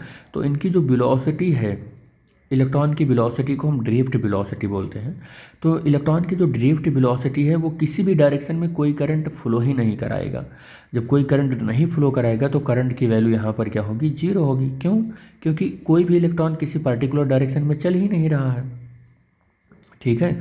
जब इलेक्ट्रॉन किसी पर्टिकुलर डायरेक्शन में चलते हैं तभी करंट फ्लो होता है, ठीक है। यानी कि उनकी करंट तभी कंसिडरेबल होती है, इलेक्ट्रॉन के मोशन की करंट, मोशन से प्रोड्यूस होने वाली करंट, ठीक है, तभी कंसिडरेबल होती है, अदरवाइज कंसिडरेबल नहीं होती है। तो कह रहा है if there are the potential difference across the end of conductor then there are no net drift velocity of the electron in a particular direction, ठीक है। तो इसके रीजन में क्या होगा कि कोई भी करंट प्रोड्यूस नहीं होगा। लेकिन अगर हम इस कंडक्टर के एंड पर एक पोटेंशियल डिफरेंस लगा दिए, वायर कनेक्ट किया, यहाँ पर पॉजिटिव टर्मिनल नेगेटिव टर्मिनल का एक इलेक्ट्रिक सोर्स लगाया और इलेक्ट्रिक सोर्स के पॉजिटिव टर्मिनल से करंट निकलेगा इस तरीके से और नेगेटिव टर्मिनल से ऐसे होते हुए करंट ऐसे होते हुए सर्किट में आ जाएगा। ठीक, तो हम ये देखेंगे कि इलेक्ट्रॉन जो होंगे वो इलेक्ट्रॉन नेगेटिव टर्मिनल से पॉजिटिव टर्मिनल की ओर मूव करेंगे करंट के चलने के अपोजिट डायरेक्शन में। और करंट मेरा चल किधर रहा है, करंट इस कंडक्टर के अंदर ऐसे चल रहा है, कुछ ऐसे चल रहा है। तो करंट के चलने के अपोजिट डायरेक्शन में इलेक्ट्रॉन मूवमेंट करते हैं। ठीक है, तो इलेक्ट्रॉन अपोजिट डायरेक्शन में ऐसे भागने लगेंगे। तो अब हमारा जो करंट है या चार्ज है, चार्ज का कुछ अब स्पेसिफिक डायरेक्शन में मोशन हो गया, तो average drift electron in a particular direction है। तो अब दैट्स वाई करंट फ्लो हो जाएगा। अब यहाँ इस कंडक्टर में करंट क्या होगा, फ्लो होने लगेगा। ठीक है, कंक्लूजन क्या निकल कर आया कि electric current is the fundamental quantity, अब वो है। और कन्वेंशनल करंट जो है, करंट तो यहाँ फ्लो हो ही गया है अब, क्योंकि करंट इसलिए फ्लो हो गया क्योंकि यहाँ पोटेंशियल जीरो नहीं है। ठीक है, तो अब इलेक्ट्रिक करंट की थोड़ी सी यहाँ पर प्रॉपर्टी भी हो रही है कि इलेक्ट्रिक करंट एक फंडामेंटल क्वांटिटी है। और कन्वेंशनल करंट की अगर हम डायरेक्शन की बात करें तो वो पॉजिटिव चार्ज के डायरेक्शन में लिया जाता है। देखो करंट दो तरीके से होता है, एक कन्वेंशनल करंट, एक इलेक्ट्रॉनिक करंट। अगर हम कन्वेंशनल करंट की बात कर रहे हैं तो देखो कन्वेंशनल करंट पॉजिटिव, देखो अगर हम कहें कि ये करंट है तो करंट इधर जो होता है करंट की डायरेक्शन में पॉजिटिव चार्ज चलते हैं। किधर चलते हैं, करंट की डायरेक्शन में पॉजिटिव चार्ज चलते हैं। जिधर करंट का डायरेक्शन लिया जाता है, पॉजिटिव चार्ज जिधर चलते हैं उधर ही करंट का डायरेक्शन लिया जाता है। और नेगेटिव चार्ज यानी इलेक्ट्रॉन देखो करंट के चलने के अपोजिट डायरेक्शन में चल रहे हैं। ये देखो ये इलेक्ट्रॉन किधर चल रहे हैं, करंट के अपोजिट डायरेक्शन में, तो इसे इलेक्ट्रॉनिक करंट बोला जाता है। ठीक है, तो ये देखो कन्वेंशनल करंट आई के अपोजिट चल रहा है कि नहीं चल रहा है, पॉजिटिव चार्ज तो इधर चल रहे हैं, नेगेटिव चार्ज इधर चल रहा है। पॉजिटिव चार्ज करंट के चलने के डायरेक्शन में चल रहे हैं, नेगेटिव चार्ज अपोजिट चल रहे हैं, तो वही कह रहा है यहाँ पर। ठीक है, कह रहा है conductor remains uncharge, conductor uncharge था when the current flow through it, जब उसमें करंट फ्लो हो गया। ठीक है, तो अब क्या हो गया कि अभी भी अनचार्ज है, मतलब कहने का कि जितने नंबर ऑफ पॉजिटिव चार्ज इस कंडक्टर के अंदर है ठीक उतने ही नंबर ऑफ नेगेटिव चार्ज भी हैं। ठीक, तो electric current does not vary, electric current vary नहीं करता है as it cross section area varies. कह रहा है कि अगर कोई क्रॉस सेक्शन एरिया है, जब मान लो ये है क्रॉस सेक्शन एरिया, ये है और इसका कंडक्टर का क्रॉस सेक्शन एरिया A1 है और ये कंडक्टर का क्रॉस सेक्शन एरिया A2 है।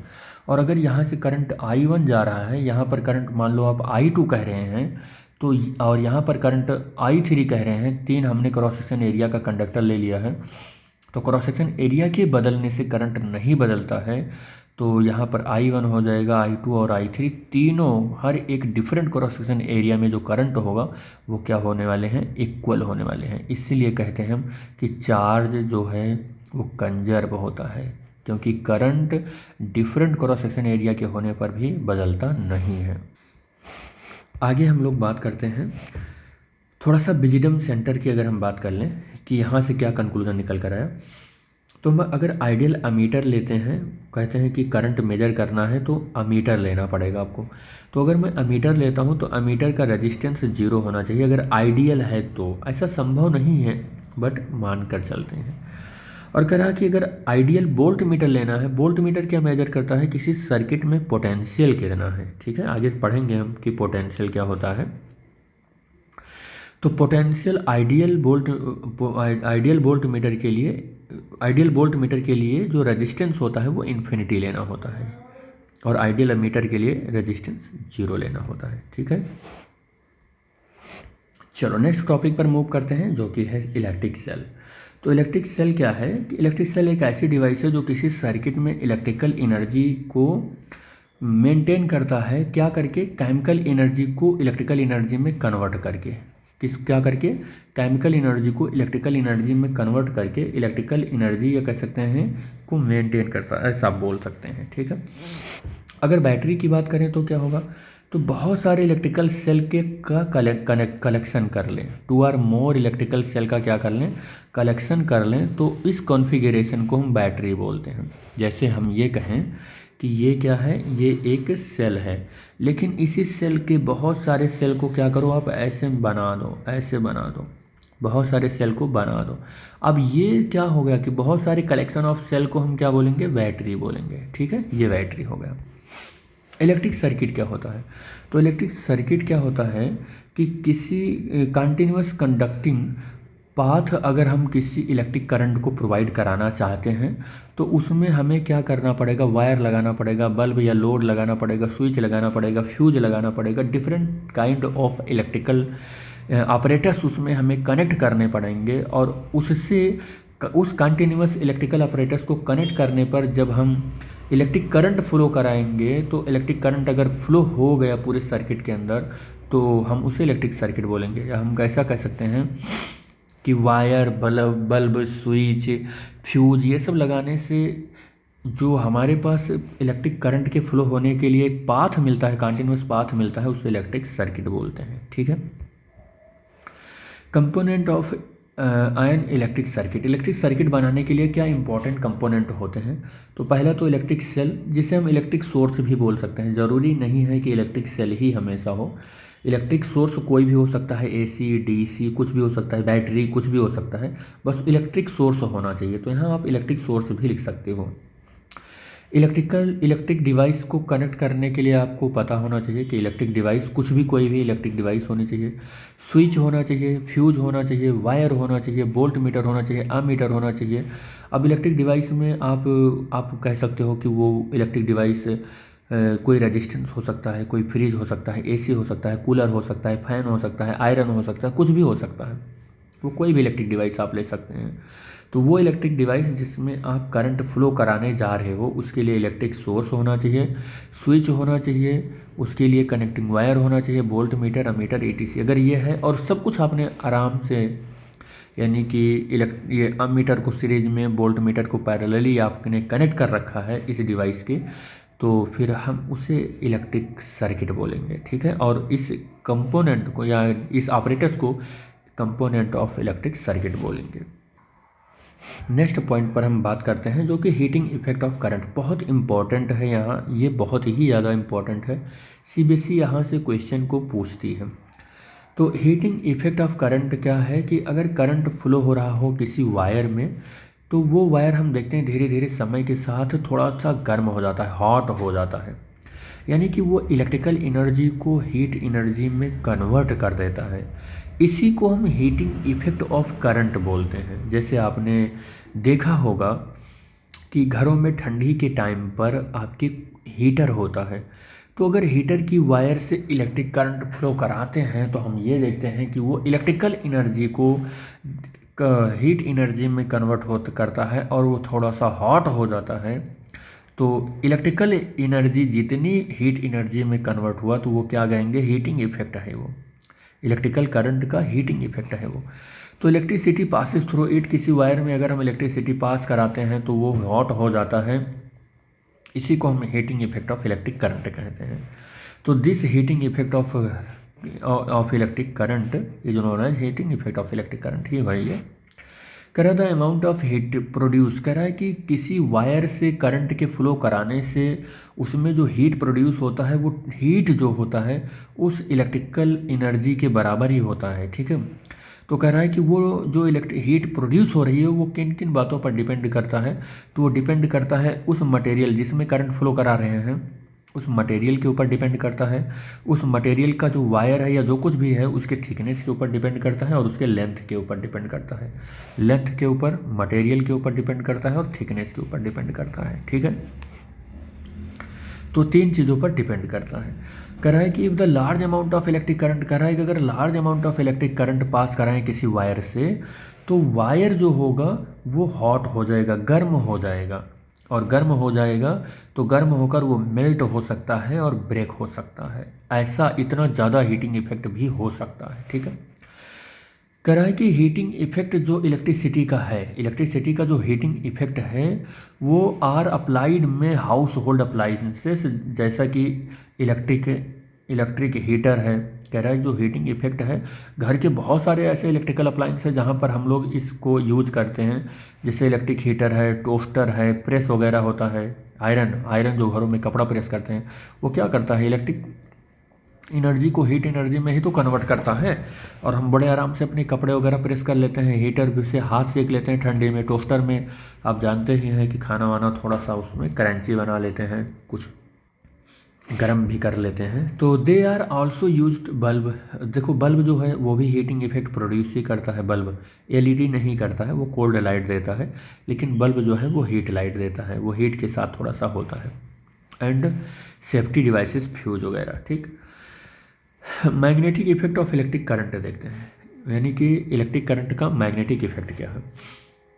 जब इलेक्ट्रिक करंट फ्लो कराते हैं किसी करंट कैरिंग कंडक्टर से, तो पता क्या चलता है कि वो कंडक्टर में जब करंट फ्लो होता है तो उस कंडक्टर के चारों ओर एक मैग्नेटिक फील्ड प्रोड्यूस कर देता है। तो this can be seen with the help of the magnetic needle, और हम इस चीज़ को मैग्नेटिक नीडल की हेल्प से चेक कर सकते हैं। और विथ शो द डिफ्लेक्शन, उस मैग्नेटिक नीडल में डिफ्लेक्शन शो होगा, उसकी हेल्प से हम चेक कर सकते हैं और देख सकते हैं। और मोर द करंट, जितना ज़्यादा करंट होगा उतना ज़्यादा मैग्नेटिक फील्ड प्रोड्यूस होगा और उतना हाइयर उस मैग्नेटिक नीडल में डिफ्लेक्शन होगा। देखो मैं इस चीज़ को बताना चाहूँगा आपको। देखो ये कहना ये चाह रहा है कि अपने पास कोई एक कंडक्टर है, तो इस कंडक्टर में आई करंट फ्लो हो रहा है, तो आई करंट के फ्लो होने से इसके चारों ओर एक मैग्नेटिक फील्ड जनरेट हो जाएगा। और मैग्नेटिक फील्ड को दिखाने के लिए हम मैग्नेटिक फील्ड लाइंस यहाँ पर यूज किए हैं, जो कि इस वायर के चारों ओर कॉन्सेंट्रिक सर्कुलर फॉर्म में ऐसे दिखा रखा है मैंने, ऐसे कॉन्सेंट्रिक सर्कुलर फॉर्म में है। ये मैग्नेटिक फील्ड होगा। लेकिन मैग्नेटिक फील्ड लाइंस आपको दिखेगा नहीं कि इस वायर में जब करंट फ्लो हुआ है तो एक मैग्नेटिक फील्ड इस्टेब्लिश हुआ, और ये मैग्नेटिक फील्ड दिखे ही नहीं रहा है। तो इसके प्रेजेंस को आप मेजर कर सकते हो लेकिन देख नहीं सकते हो। तो प्रेजेंस को कैसे मेजर करोगे कि इस वायर के पास आप एक मैग्नेटिक नीडल लेकर आ जाओ, और मैग्नेटिक नीडल लेकर जैसे ही आप आते हो आप देखते हो कि मैग्नेटिक नीडल डिफ्लेक्ट हो जाती है। और ये आपने ये देखा, ये मैग्नेटिक नीडल शो क्या करेगा, मैग्नेटिक डिफ्लेक्शन शो करेगा। मैग्नेटिक नीडल तभी डिफ्लेक्ट होता है जब कोई अनदर मैग्नेटिक फील्ड में रखा जाता है। जब तक किसी दूसरे मैग्नेटिक फील्ड में नहीं रखा जाएगा मैग्नेटिक नीडल डिफ्लेक्शन नहीं देगा। इससे साफ पता चलता है कि करंट इस कंडक्टर में फ्लो हुआ है तो ज़रूर मैग्नेटिक फील्ड प्रोड्यूस हुई है, क्योंकि बिना मैग्नेटिक फील्ड प्रोड्यूस हुए कोई भी मैग्नेटिक नीडल डिफ्लेक्ट नहीं होएगा। ठीक है। अगर हम करंट को बंद कर देते हैं इस कंडक्टर में तो देखते हैं कि मैग्नेटिक नीडल अभी भी यहाँ रखा हुआ है, लेकिन अब कोई मैग्नेटिक डिफ्लेक्शन नीडल कोई भी डिफ्लेक्शन नहीं दे रहा है। इट मीन्स अगर करंट हम जीरो कर देते हैं तो मैग्नेटिक नीडल का डिफ्लेक्शन भी जीरो हो जाता है। लेकिन करंट अगर जीरो नहीं है तो मैग्नेटिक नीडल का डिफ्लेक्शन जीरो भी नहीं है, मतलब वो डिफ्लेक्ट हो जाएगा। अगर हम ज़्यादा करंट फ्लो करते हैं तो मैग्नेटिक नीडल का डिफ्लेक्शन भी तेज हो जाता है, और अगर हम कम करंट करते हैं तो नीडल का डिफ्लेक्शन भी कम हो जाएगा। यानी कि मोर करंट मोर deflection, less current less deflection. कह रहा है कि if the direction of current, अगर हम करंट की डायरेक्शन को उस कंडक्टर के अंदर रिवर्स कर दें तो मैग्नेटिक नीडल का डिफ्लेक्शन भी रिवर्स हो जाता है। कहना ये चाह रहा है कि अगर मैं यहाँ पर आई करंट ऊपर की ओर ले रहा हूँ तो इसका डिफ्लेक्शन कुछ इस तरीके से हो रहा है, लेकिन आई का डायरेक्शन मैंने चेंज कर दिया। अब भी मैग्नेटिक फील्ड लाइंस ऐसे बन रही हैं इस वायर के चारों ओर कॉन्सेंट्रिक सर्कल के फॉर्म में, लेकिन अभी तक इससे पहले देखो ये वाली डायरेक्शन थी मैग्नेटिक नीडल का, अब डायरेक्शन चेंज हो गई, ये डायरेक्शन चेंज हो गई। कहने का यही मतलब है कि अगर कंडक्टर के अंदर करंट के डायरेक्शन को आपने रिवर्स किया तो मैग्नेटिक फील्ड या मैग्नेटिक फील्ड बी का जो डायरेक्शन है वो भी रिवर्स हो जाएगा। यही कहने का इसका मतलब है। ठीक है। This magnetic field is disappear when there is no current. कह रहा है कि अगर कोई करंट नहीं है, अभी हम थोड़ी देर पहले आपको बताएं कि कोई करंट नहीं है तो मैग्नेटिक फील्ड भी नहीं होगा, यानी मैग्नेटिक फील्ड डिसअपियर हो जाएगा, मैग्नेटिक फील्ड नीडल डिफ्लेक्शन देना बंद कर देगा। ठीक है। An electric bell work on the magnetic effect of current. कह रहा है कि इलेक्ट्रिक बेल जो है वो magnetic effect of electric current पर वर्क करता है। तो इलेक्ट्रिक बेल जो है वो मैग्नेटिक इफेक्ट ऑफ करंट पर ही वर्क करता है। ठीक है। इसका मैंने सेपरेट वीडियो भी बना रखा है, मैग्नेटिक इफेक्ट पर काम करने वाला जो इलेक्ट्रिक बेल है, इसका मैंने एक सेपरेट वीडियो बना रखा है।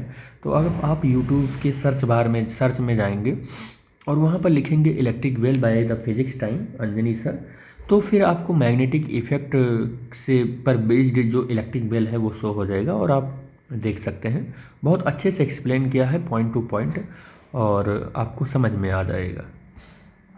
नेक्स्ट पॉइंट पर हम बात करते हैं कि it has an magnet in it. और हाँ, ये भी बात आपको पता चल गया होगा कि इलेक्ट्रॉन मूव कर रहा है और मैग्नेटिक इफेक्ट भी शो हो रहा है, तो इलेक्ट्रोमैग्नेटिक इफेक्ट है। ठीक है, नेक्स्ट हम बात करते हैं chemical effect of electric current की। इलेक्ट्रिक करंट का केमिकल इफेक्ट क्या है? कह रहे कोई लिक्विड लेते हैं और लिक्विड कंडक्ट करती है electricity too when there are salt dissolve in the liquid. कह रहा है किसी लिक्विड में अगर सॉल्ट को डिजॉल्व कर दें तो वो लिक्विड इलेक्ट्रिसिटी को कंडक्ट कराने लगती है। ठीक है, most liquid that conduct electricity are the solution of acid. कह रहा है कि अगर बहुत सारा अगर हम लिक्विड ऐसा देखते हैं कि conduct electricity are solution of acid base and or salt. ठीक है, तो बहुत सारे ऐसे लिक्विड हैं जिसमें एसिड और बेस हैं, तो वो एक कंडक्ट कराने लगते हैं इलेक्ट्रिसिटी का, या कह सकते हैं कि वो सोर्स ही बन जाते हैं इलेक्ट्रिसिटी के। कह रहा है कि passage of electric current in chemical solution. कह रहा है किसी केमिकल सॉल्यूशन से अगर इलेक्ट्रिक करंट को हम पास कराते हैं तो कॉज द केमिकल रिएक्शन, इसकी वजह से उसमें केमिकल रिएक्शन होने लगता है, और केमिकल रिएक्शन होता है तो आपको पता ही है कि फिर इलेक्ट्रिक सोर्स की तरीके से वहाँ पर काम होने लगता है। कह रहा है इलेक्ट्रोलिसिस एक प्रोसेस होता है इलेक्ट्रोलिसिस। कह रहा है electrolysis is the process by which ionic substance are decomposed into the similar substance which an electric current is passed through them। ये सारी चीज़ें chemical effect of electric current से रिलेटेड बातें हो रही हैं। ठीक है, बहुत इंपॉर्टेंट बातें हैं ये। कह रहा एक कंडक्टर है when the immersed in a solution which is the end of the conductor terminal as the battery. कह रहा कि किसी कंडक्टर को अगर हम इमर्ज करते हैं किसी सॉल्यूशन में, तो उस सॉल्यूशन के अंदर वो कंडक्टर का एक एंड जो है बैटरी का एक टर्मिनल बन जाता है और दूसरा टर्मिनल बन जाता है, जिस पर पॉजिटिव चार्ज आके एक्यूमुलेट होते हैं, उसे हम पॉजिटिव इलेक्ट्रोड बोलते हैं। और जहाँ पर नेगेटिव चार्ज आके एक्यूमुलेट हो जाते हैं उसे हम नेगेटिव इलेक्ट्रोड बोलते हैं, और जिससे कैथोड और एनोड बोलते हैं। आप इसको समझ ही गए होंगे। कह रहा है कि electrolysis is the solution in which the electrodes और द सबमर्ज्ड। जिस सॉल्यूशन में इलेक्ट्रोड्स को डुबोते हैं, इंसर्ट करते हैं, हम उस सॉल्यूशन को इलेक्ट्रोलिसिस बोलते हैं, जिसमें पॉजिटिव और नेगेटिव आयन्स होते हैं। कह रहा है कि they dissociate on the passes of electric current. Electric current के पास करने से वो डिसोसिएट हो जाते हैं अपने आयन्स में। अगर जैसे HCl का आयन है तो H+ आयन और Cl- आयन में ब्रेक हो जाएगा, तो वो पॉजिटिव और नेगेटिव आयन में ब्रेक हो जाते हैं या डिसोसिएट हो जाते हैं। द इलेक्ट्रोड, या कह सकते हैं इलेक्ट्रोलाइट्स होना चाहिए यहाँ पर, electrolytes and battery together form a electrochemical. ठीक है, इलेक्ट्रोलाइट्स देखो ये गड़बड़ हो रहा है, इलेक्ट्रोलाइट्स से लिखते हैं यहाँ पर, इलेक्ट्रोड्स और इलेक्ट्रोड्स एंड बैटरी टुगेदर। हाँ, कह रहा है इलेक्ट्रोड को मिला लो, इलेक्ट्रोलाइट्स को मिला लो, इलेक्ट्रोड्स और इलेक्ट्रोलाइट्स को मिला लो तो वो एक बैटरी बनाएंगे, और जिससे कि इलेक्ट्रोकेमिकल बैटरी होगी, और वो सोर्स जो होगा वो एक केमिकल सोर्स होगा जिसे हम इलेक्ट्रोलिटिक सेल बोलते हैं। ठीक है, कह रहा है the process of depositing layer of the desired metal. कह रहा है डिजायर्ड मेटल पर एक प्रोसेस होता है जिस पर हम क्या करते हैं, कोटिंग वगैरह कर लेते हैं। तो किसी मटेरियल पर अगर हम करते हैं ये सारा काम, कह रहा है कि process depositing of layer of desired metal, किसी डिजायर्ड मेटल के ऊपर एक हम डिपॉजिट करते हैं एक लेयर का डिपॉजिट करते हैं on the another material by means the electricity is known as electroplating. जैसे आप जानते होंगे कि जैसे आप देखते होंगे कि पोल जो होता है इलेक्ट्रिक पोल, तो इलेक्ट्रिक पोल धीरे धीरे सड़ जाता है नीचे ज़मीन में, पड़े पड़े, तो हम नीचे उसके क्या करते हैं, एल्युमिनियम का उसके ऊपर हम क्या कर देते हैं, कोटिंग कर देते हैं। तो वो कोटिंग करना जिस प्रोसेस से होता है उसे इलेक्ट्रोप्लेटिंग कहते हैं। यहाँ पर एक नया टॉपिक है, आपके सिलेबस में तो नहीं है, इसे इम्पॉर्टेंट भी नहीं कह सकता हूँ, सिलेबस में भी नहीं है, लेकिन मैं थोड़ा सा यहाँ पर ओवरव्यू देकर इसको निकलूँगा ताकि आपको थोड़ा सा इलेक्ट्रोस्टैटिक्स फोर्स का पता चल जाए। आप कहते हो कि दो चार्ज के बीच में अट्रैक्शन का फोर्स होता है, और अगर वो डिफरेंट नेचर के हों तो, और दो चार्जेस के बीच में रिपल्सन का फोर्स होता है अगर वो सेम नेचर के हों तो कोई अगर आपसे पूछ ले कि उनके बीच में जो फोर्स लगता है वो कितना होता है, तो दो चार्जेस के बीच में जो फोर्स की वैल्यू कैलकुलेट होती है, उस लॉ को एक साइंटिस्ट थे चार्ल्स डी ऑगस्टिन कूलाम, उन्होंने दिया था, और इसीलिए उनके नाम पर ही एक लॉ बना जिसको हम कूलाम्स लॉ कहते हैं। और कूलाम्स लॉ के अकॉर्डिंग दो चार्जेस के बीच में जो फोर्स कैलकुलेट होकर आता है वो यही कैलकुलेट होता है कि अगर एक चार्ज को हम Q1 मान लें, दूसरे चार्ज को Q2 मान लें, और उन दोनों चार्जेस के बीच के डिस्टेंस को R मान लें, तो उन दोनों चार्जेस के बीच में लगने वाला जो फोर्स होगा उसका फॉर्मूला होगा F इज इक्वल टू के Q1 Q2 अपान R। R दोनों चार्जेस के बीच का डिस्टेंस है, Q1 फर्स्ट चार्ज का चार्ज है, सेकंड चार्ज का चार्ज Q2 है, ठीक है। और K जो है वो डाई इलेक्ट्रिक यहाँ पर एक प्रोपोर्शनल कांस्टेंट है जिसकी वैल्यू 1/4 पाई एप्सिलॉन नॉट होता है, या 9 × 10⁻⁹ newton metre square upon coulomb square होता है, ठीक है। ये इसकी वैल्यू है। हालांकि हम इसमें बहुत डिटेल में नहीं जाएंगे, थोड़ा सा ओवरव्यू बस ये ज़रूरी था।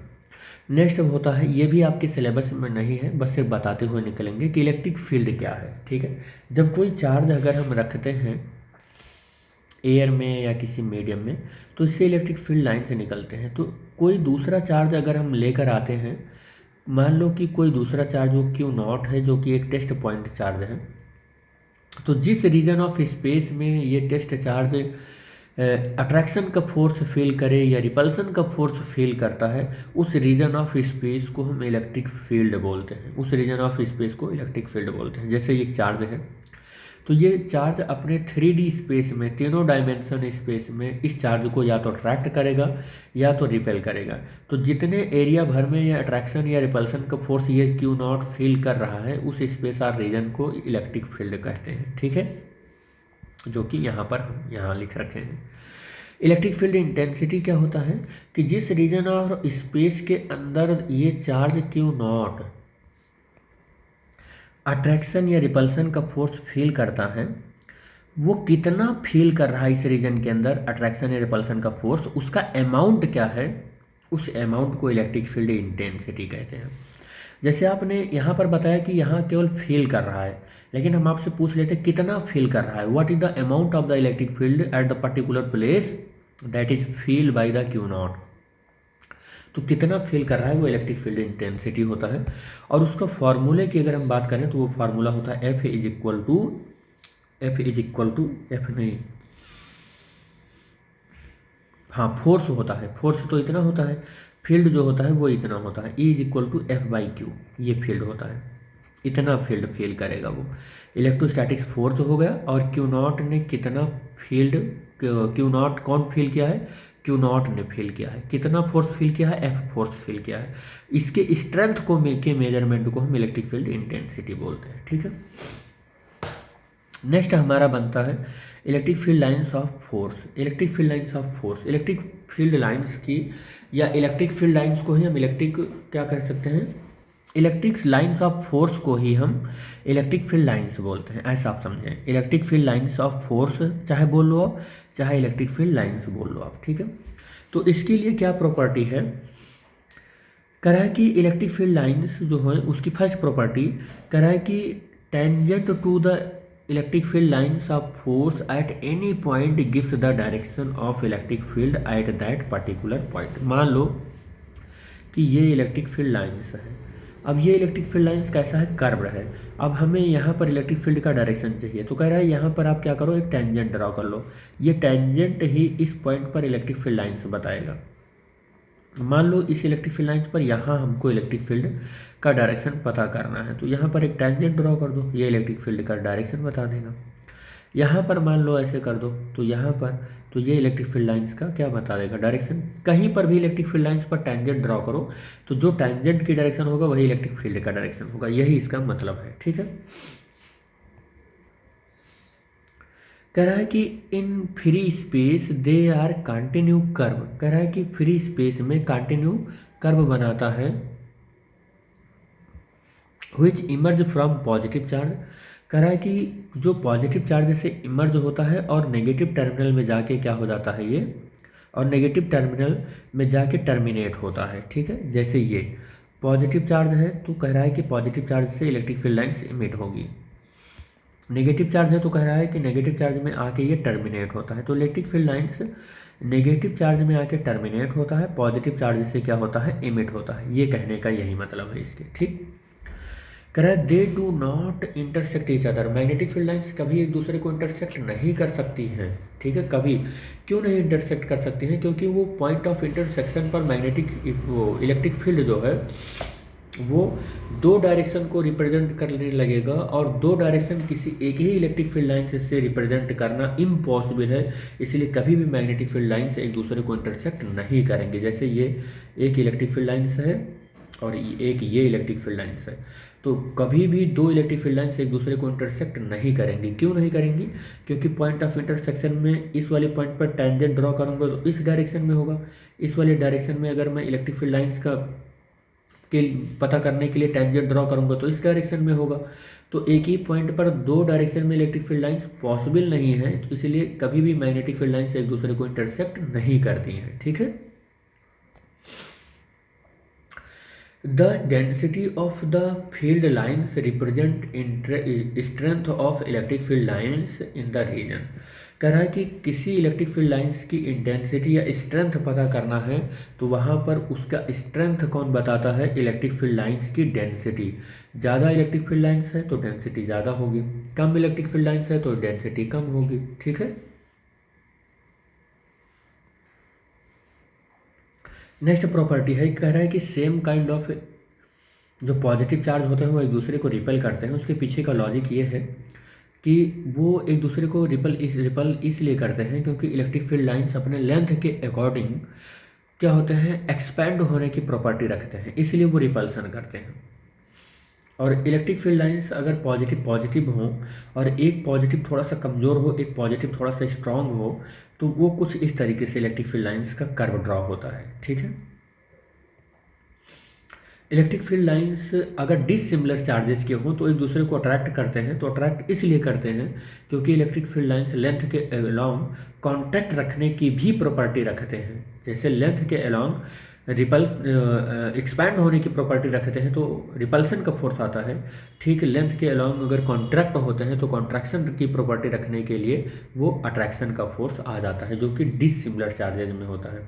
और लेंथ के अलोंग एक्सपैंड होने की प्रॉपर्टी सिमिलर चार्जेज में आती है। ठीक है, कह रहा है कि यूनिफॉर्म इलेक्ट्रिक फील्ड अगर लाइन्स आपको या यूनिफॉर्म इलेक्ट्रिक फील्ड अगर आपको शो करना आना है तो यूनिफॉर्म इलेक्ट्रिक फील्ड लाइन्स के लिए आपको इलेक्ट्रिक फील्ड लाइन्स को पैरेलल बनाना होगा और इक्वी डिस्टेंस पर बनाना होगा। एक लाइन से दूसरे लाइन का डिस्टेंस सेम होना चाहिए, तो सेम होगा तो वो uniform electric field line show करेगा। ठीक है,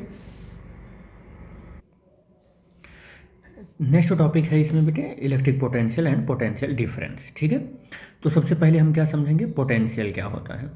तो कह रहा है as we know that the like charge, हम जानते ही हैं कि लाइक चार्ज जैसे प्लस और प्लस रिपेल करते हैं, माइनस और माइनस रिपेल करते हैं, प्लस माइनस या माइनस प्लस जो होते हैं वो अट्रैक्ट करते हैं। तो हम जानते हैं कि लाइक चार्जर रिपेल करते हैं, लाइक चार्जर अट्रैक्ट करते हैं। और अगर हम कोई एक बॉडी लें और उस बॉडी का नाम है ए और हम एक दूसरी बॉडी जिसका नाम है बी उसके पास लेकर आते हैं और दोनों पर लाइक चार्जेज होते हैं, तो हम ये देखते हैं कि एक पॉजिटिव चार्ज बॉडी को दूसरी पॉजिटिव चार्ज बॉडी के पास अगर हम लेकर आते हैं तो ये दोनों एक दूसरे के रिपेल करेंगे। तो हम इस रिपल्सन के अगेंस्ट वर्क कर रहे हैं क्योंकि ये दोनों आमतौर पर एक दूसरे के पास नहीं आना चाहेंगे, तो हम इस रिपल्सन फोर्स के अगेंस्ट वर्क कर रहे हैं। ठीक है, तो हम ये देखेंगे कह रहा है कि सिमिलरली ऐसे ही एक बॉडी है जो जो चार्ज ए है वो brought to near another unlike charge. कह रहा है कि इसी तरीके से एक बॉडी हमारे पास ए है, एक बॉडी बी है, और ए और बी पर डिफरेंट काइंड ऑफ चार्जेज हैं। तो डिफरेंट काइंड ऑफ चार्जेज का मतलब एक पर पॉजिटिव है मान लो, तो एक पर नेगेटिव है मान लो बी। ठीक है, तो ऐसे कुछ इस तरीके से हैं। और अब हम क्या कर रहे हैं कि हम ए चार्ज को बी चार्ज के से क्या करें, दूर लेकर जाएं या पास लेकर जाएं। तो हम फिर से देखते हैं कि या हम यहीं पर बनाए रखें। मान लो ये चार्ज इसको अट्रैक्ट करेगा और हम इसको यहीं पर बनाए रखें, तो हमें इसके इलेक्ट्रोस्टैटिक्स अट्रैक्शन फोर्स के अगेंस्ट वर्क कर काम करना पड़ रहा है। ठीक है, ऐसा देखने को मिल जाता है। तो यहाँ पर आपने दोनों तरीके से देखा कि चाहे हम इलेक्ट्रोस्टैटिक्स अट्रैक्शन फोर्स हो चाहे इलेक्ट्रोस्टैटिक्स रिपल्सन फोर्स हो, उसके अगेंस्ट हमें कुछ वर्क करना पड़ जा रहा है। तो आपने देखा कि कुछ वर्क हर एक कंडीशन में इन्वॉल्व हो रहा है चार्ज को मूव कराने में। ठीक है, तो इस कंडीशन में जो वर्क हमारे पास है, जो हमारे पास वर्क है, तो अगर ये सिंगल चार्ज है तो थोड़ा सा वर्क करना पड़ा, अगर चार्ज का ग्रुप हो तो ज़्यादा वर्क करना पड़ेगा। तो लॉट ऑफ वर्क रिक्वायर्ड होता है इस असेंबली ऑफ चार्ज के अगेंस्ट वर्क करने के लिए। तो अगर हम इस वर्क को एक्सप्रेस करते हैं तो इलेक्ट्रिसिटी में, तो इस वर्क को एक्सप्रेस करने के लिए एक टर्म बनाया गया जिसको हम पोटेंशियल कहते हैं। क्या कहते हैं? पोटेंशियल कहते हैं। तो therefore the potential at a point in a region of charge, कह रहा है कि किसी रीजन ऑफ चार्ज में पोटेंशियल एक ऐसा पॉइंट है जहाँ पर हम वर्क डन कितना करना पड़ा उस पर्टिकुलर चार्ज के लिए ये मेजर करते हैं कि उस चार्ज को मूव कराया है आपने तो कितना वर्क करना पड़ा है। ठीक है, और कह रहा है कि point is zero potential at that. कह रहा है कि अगर आप क्या कर सकते हो कि किसी चार्ज को, कह रहा है कि is measure in the term of work done by moving the test charge from a point of zero potential is that point. ठीक है, कहना ये चाह रहा है कि अगर आप किसी चार्ज को जीरो पोटेंशियल से लेकर आ रहे हो तो कितना काम करना पड़ गया है। जीरो पोटेंशियल कहाँ पर होता है? जीरो पोटेंशियल वहाँ पर होता है जहाँ पर हम पॉइंट को इन्फिनिटी मान लेते हैं। बेटे कहाँ क्या मान लेते हैं? इन्फिनिटी।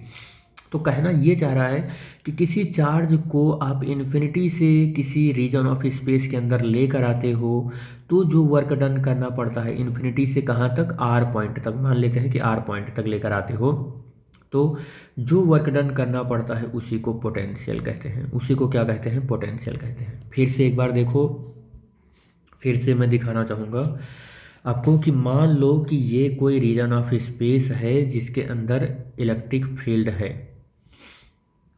ठीक है, इस इलेक्ट्रिक फील्ड का ये सेंटर है, ये सेंटर है, और ये इसके इस पॉइंट को मैं बोल रहा हूँ कि आर डिस्टेंस पर है, और यहाँ पर इन्फिनिटी है ओ पी पॉइंट पर मान लो। तो अगर मैं इस क्यू नॉट चार्ज को यहाँ से इन्फिनिटी से यानी जीरो पोटेंशियल से आर पॉइंट पर लेकर आ रहा हूँ, आर पॉइंट पर लेकर आ रहा हूँ, तो कितना वर्क डन करना पड़ा? इन्फिनिटी से आर डिस्टेंस तक वर्क करना पड़ा, और इस चार्ज क्यू नॉट से डिवाइड करो। ये जो पोटेंशियल हमको मिला, इसी को हम पोटेंशियल कहते हैं। इसी को क्या कहते हैं? पोटेंशियल। वही कह रहा है कि work done in moving the test charge को मूव कराया कहाँ से? उस प्लेस से जहाँ पर जीरो पोटेंशियल है, यानी इनफाइनाइट से किसी सर्टेन पॉइंट तक, तो हम उसे क्या बोलेंगे? उसे पोटेंशियल बोलेंगे। ठीक है, since force between the two charges is zero, कह रहा है कि दो चार्जेज के बीच में अगर फोर्स हो और वो फोर्स कितना है? जीरो है। कितना है? जीरो है। तो वो दोनों पॉइंट क्या कहाँ पर होंगे? दोनों पॉइंट एक दूसरे से इन्फिनिटी पर होंगे। ठीक है, या हम ऐसा कह सकते हैं कि दोनों चार्ज के बीच में इनफाइनाइट सेपरेशन होगा। देखो इनफाइनाइट सेपरेशन होगा तो फोर्स इज इक्वल टू के Q1 Q2, यही तो फोर्स का फार्मूला था इलेक्ट्रोस्टैटिक्स में, स्क्वायर। और अगर ये इनफाइनाइट को चला गया तो देखो F इज इक्वल टू क्या आ जाएगा? जीरो। तो एक चार्ज यहाँ हो और एक चार्ज कहाँ पर हो? इन्फिनिटी पर हो, तो दो चार्जों के बीच में फोर्स कितना लगेगा, इन्फिनिट कितना लगेगा, जीरो फोर्स लगेगा। वही कहना ये चाह रहा है कि दो चार्जेज एक दूसरे से इन्फिनिटी सेपरेशन पर हैं तो उस पर जीरो फोर्स लगता है, और उस कंडीशन में इन्फिनिटी पर जो पोटेंशियल होता है वो जीरो होता है। और test charge is the finite separation from the charges, the work done in bring the test charge from infinity to a point region. जो हमने आपको समझाया वही लिख रहा है, when the divided in by the value of the test charge so that the express is this, ये expression हो जाएगा। यही तो मैंने लिखा है, डब्लू इन्फिनिटी से आर तक आया और क्यू नॉट, इसको हम लिख दे रहे हैं डब्लू और इसको लिख रहे हैं क्यू नॉट को हम क्यू लिख रहे हैं। तो वी इज इक्वल टू क्या फार्मूला मिलेगा, डब्लू बाई क्यू मिलेगा, हमको डब्लू बाई क्यू मिलेगा। ठीक है। A test charge is charge of non small value, कह रहा है टेस्ट चार्ज एक नॉन स्मॉल वैल्यू होता है, और वो इतना स्मॉल वैल्यू होता है कि वो किसी स्पेस और रीजन में जब आ जाता है तो उस स्पेस और रीजन की इंटेंसिटी और इलेक्ट्रिक फोर्स पर कोई फर्क नहीं पड़ता है, इतना स्मॉल होता है, बहुत ज़्यादा स्मॉल इलेक्ट्रिक टेस्ट चार्ज लेना होता है। ठीक है, यही तो सबसे ज़्यादा टफ काम होता है, स्मॉल टेस्ट चार्ज ही लेना। कह रहा है इलेक्ट्रिक पोटेंशियल डिफाइंड एज, अच्छा इलेक्ट्रिक पोटेंशियल कैसे डिफाइंड करोगे, इलेक्ट्रिक पोटेंशियल तो डिफाइंड कर दिए, केवल पोटेंशियल आपने डिफाइंड किया, इलेक्ट्रिक पोटेंशियल कैसे डिफाइंड करोगे। तो इलेक्ट्रिक पोटेंशियल को डिफाइंड करना है, मतलब डेफिनेशन कैसे आप दोगे, कहने का ये मतलब, यहाँ तो आपने एक्सप्लेन किया, डेफिनेशन कैसे दोगे। तो डेफिनेशन आप दोगे कि electric potential is defined at amount of work done, work energy needed per unit electric charge to move from infinity, ठीक है, to the reference point, charge from reference point to the specific point ठीक है, ठीक यही है। ठीक, तो electric potential का फॉर्मूला यही बन जाएगा, ये फॉर्मूला। अच्छा, ये जो फॉर्मूला है याद रखना, यहाँ पर आप ये कंफ्यूज मत होना, ये इसको आप मत याद रखना, ये आपके सिलेबस में नहीं है, थोड़ा सा मैंने एडवांस कर दिया है बस। ठीक है, तो आप ये मत सोचना कि V क्या है, K क्या है, Q क्या है, R क्या है, आप बस इतना समझना ये पोटेंशियल है, ये आपका प्रोपोर्शनल कांस्टेंट है जिसकी वैल्यू 9 × 10⁹ और न्यूटन मीटर स्क्वायर पर कूलम स्क्वायर होता है। ठीक है, और R जो है दो चार्जेस के बीच में, या मतलब कह सकते हैं कि चार्जेस को कहाँ से कहाँ तक लाया गया है, रेफरेंस पॉइंट इन्फिनिटी से रेफरेंस पॉइंट तक के बीच का डिफरेंस है। ठीक है, या हो सकता है दो पॉइंट के बीच का डिस्टेंस भी हो।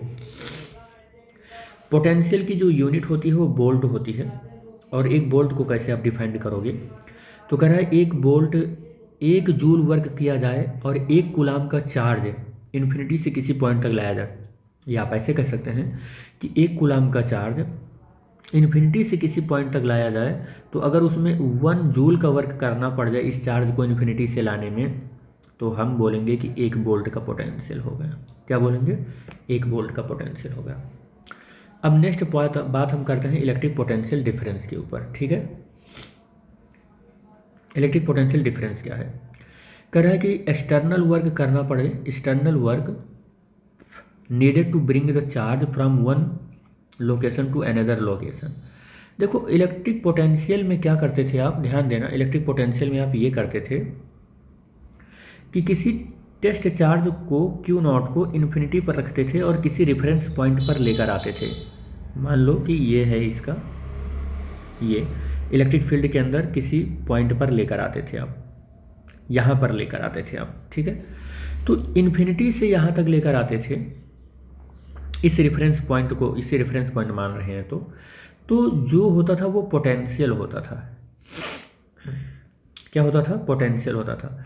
लेकिन रेफरेंस यहाँ देखो, इस पॉइंट पर आप जब लेकर चले आए, मान लो वो पॉइंट ए है, यहाँ पर क्यू नॉट आ गया, इस पॉइंट से इस पॉइंट बी पर आप लेकर आओ, ये पोटेंशियल फील्ड के अंदर किसी एक पॉइंट से किसी दूसरे पॉइंट के बीच में लाने पर, या किसी दूसरे पॉइंट पर चार्ज को लाने पर जो वर्क डन करना पड़ता है, इसे पोटेंशियल डिफरेंस कहते हैं। इसे क्या बोलते हैं, पोटेंशियल डिफरेंस कहते हैं।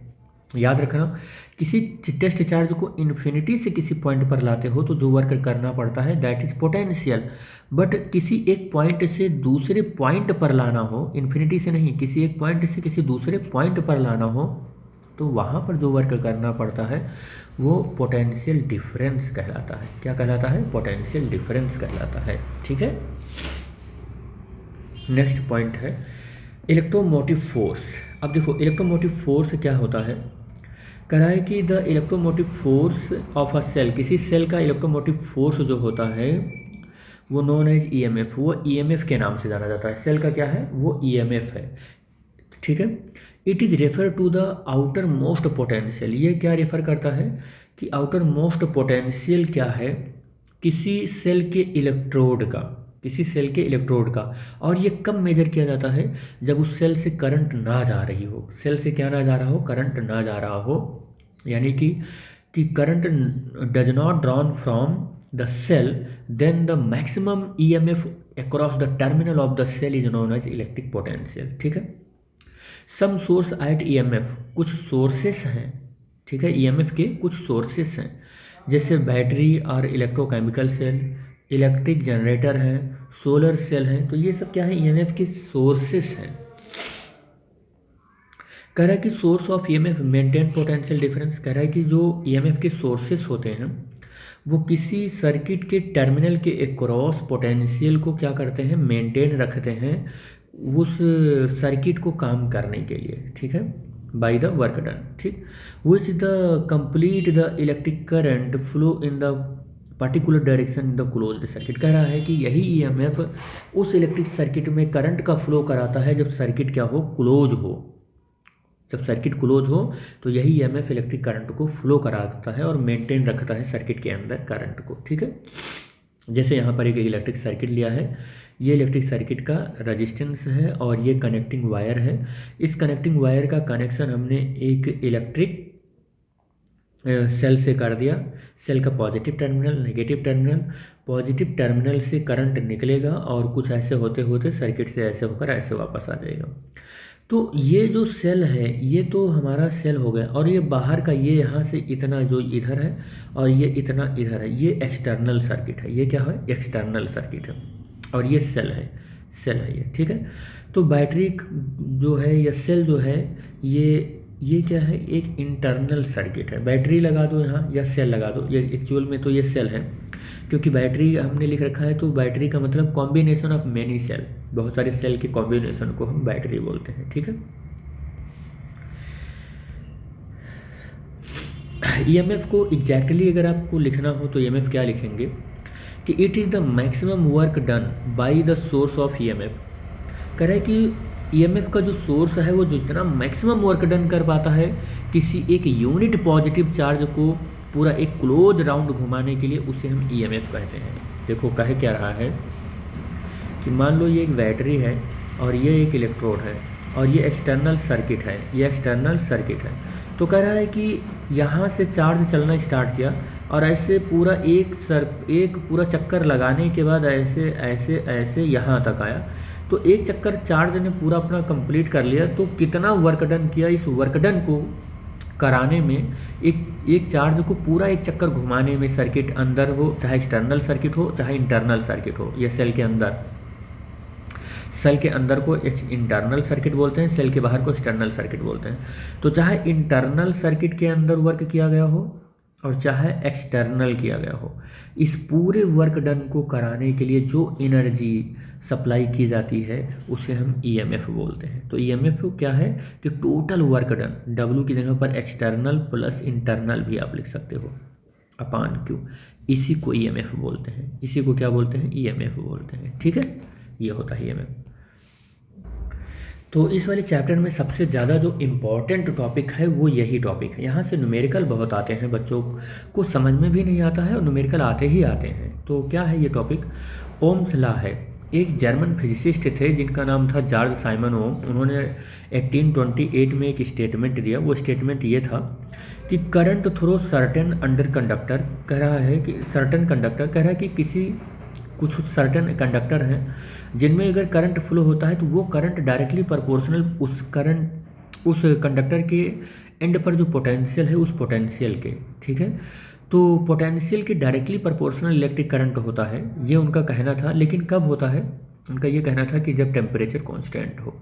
उनका कहना जो था उसको हम थोड़ा सा और एक्सप्लेन करते हैं। मान लो ये कंडक्टर है और इस कंडक्टर में करंट वरंट फ्लो हो रहा है, पूरा सर्किट है इसका, तो कंडक्टर की हम केवल बात करते हैं।